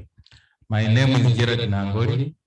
I represent the people of Elgon North in Ulambuli district. Ulambuli district was carved out of Mbale, and Elgon North recently was also carved out of Elgon. Ulambuli is formed from the two belts, lower and upper, so I'm from upper, and this one is my OP. I was ahead of him by one class. I was in senior 6, he was in senior 5. We thank God that again we have met here. There are quite a number of things that have been discussed. I do appreciate, and I also add my voice to appreciate you, especially the organizing team, for extending your invitation to us, because without that we wouldn't be here. We thank you so much. Much has been said, but as leaders, as you people who are living in the first, let us work together. We are doing a lot as leaders, especially with the current members of parliament in 11th Parliament of Uganda. I personally, I had a lot of challenges with students who got problems during COVID in the last 2 years in my constituency. Over 500 students were affected, and they could not manage to go back to school. So I had to sit down with parents in different sub-counties and come up with a solution. How do we contain the situation? And I did that. As I talk on 5th June, I have about 148 students who are graduating hands-on, tailoring, catering, so many courses that I have taken on and I've been paying for them on 5th June because they could not go back to school. They had issues. And I discussed with parents and we worked out a solution. They are now happy. At least they can begin from where? From there. We still have challenges with roads, but we are trying our best within the little resources we have. As you know very well, Uganda still has issues. Our tax base is very small. Out of the budget that we are here to pass, 48 trillion, Uganda contributes about, URA collects about 23 trillion out of 48. I'll not talk much, I know I can see that is, I think because of time, I'll stop there. I can see you are really impatient, but I wanted to say something because yesterday I did not.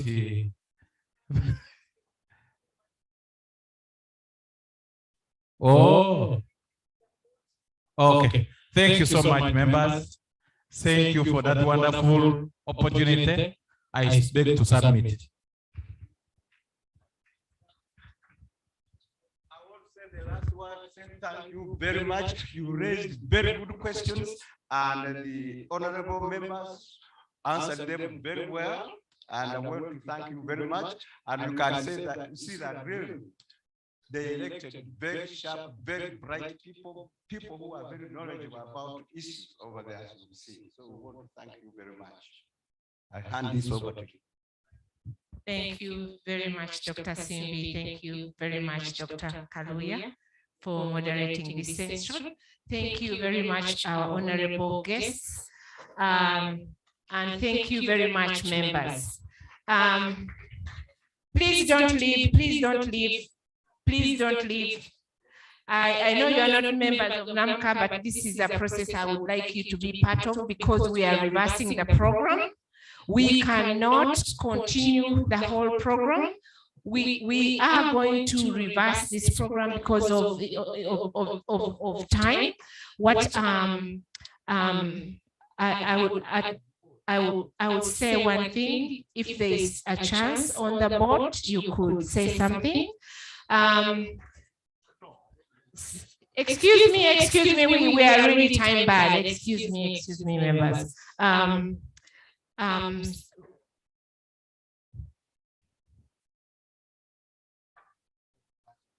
So we usually do have constitutional amendments, and we did have some constitutional amendments on the table. And we will try to do those online. Use the forum we used last year virtually.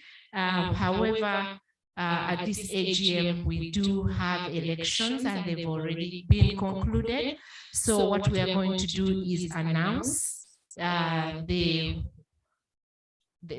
next leaders coming into Namca, and we then get them into the office. Our returning officer, Dorothy Pamenta, is going to be announcing them. I'm hoping that they are all in here. If not, can we mobilize them to come in? I know some at the table working. Thank you so much. Thank you for your patience. What is happening is by 4:45, you have to be out and getting on the bus. The bus has to leave at exactly 5 p.m. And our honorable guests, you are welcome to join us on the boat cruise. So we'll see you there without, wasting any more time. Thank you, members. To Dorothy. Thank you, Madam President. Good afternoon, everyone. Thank you for attending the Namca Convention. And as Betty introduced me, I'm Dorothy Pamenta Nabdua, and I'm happy to announce results of our elections. For President, we have Krista Makola. Vice President, Catherine Wanyero. Because of time, I'm afraid maybe we'll just congratulate them from where we are sitting. Secretary, Ruth Musabiti. Treasurer, Rachel Namutosi. And board members, Andrew Bunoti, and Anthony Wamono, Diana Kimono, Halima Mugide, Margaret Lunyolo, Rahman Nagwere, Richard Balayo, and Roslyn Mugide. And we'd like to thank you for your attendance and your support, and congratulations to the new board members and officers. Yes. Oh, definitely free and fair. Those who want to see the results, the details, the graphs, you can reach out to me. I appreciate you. But they are secret, so you will not know who voted for who. That I will not disclose, but thank you.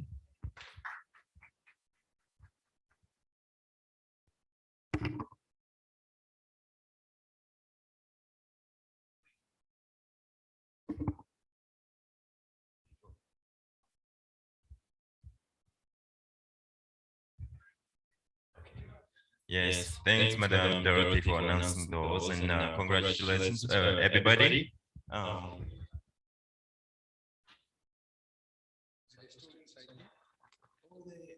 The scheme, the school, they are not here.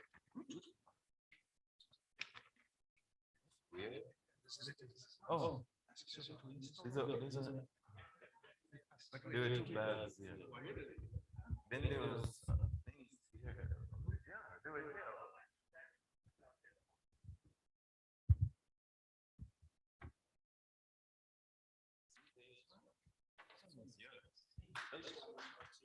I know yours was longer. We even, oh no. This was this. Somebody took my coffee.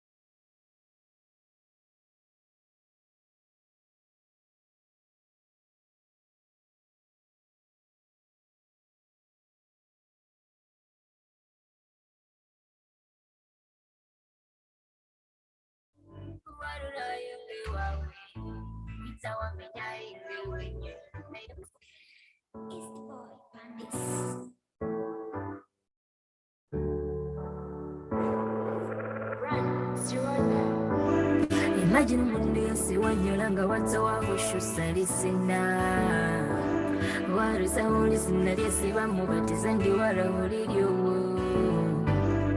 wale famile yewe wiyongera mu famile yowo warura yenge wawe wita wamenya inge wenye wongera wamufunisa chisombo usira wawulirawo mubulumi wakanguluha wasala wongera ushikuka sheme bachelema uwe lukosi lusalire leo unyomera umoni muwisemo lukosi amayira umfere lukosi lusalire ubira mu byako bikari komesa usimiwa chelema upa kuona nafa wihara ya kanisewe ate ado harajero asinga mara kole tingubo alabire basalibo alabire bayayabo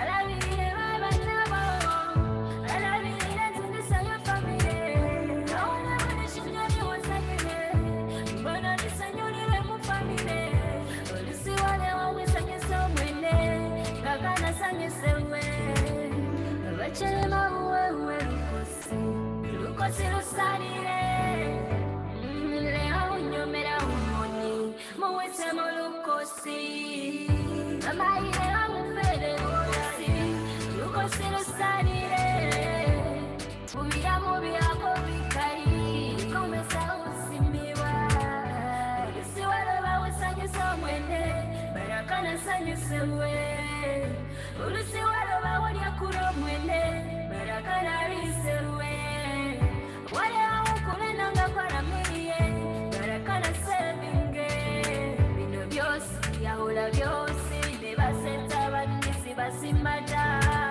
byosi bino byosi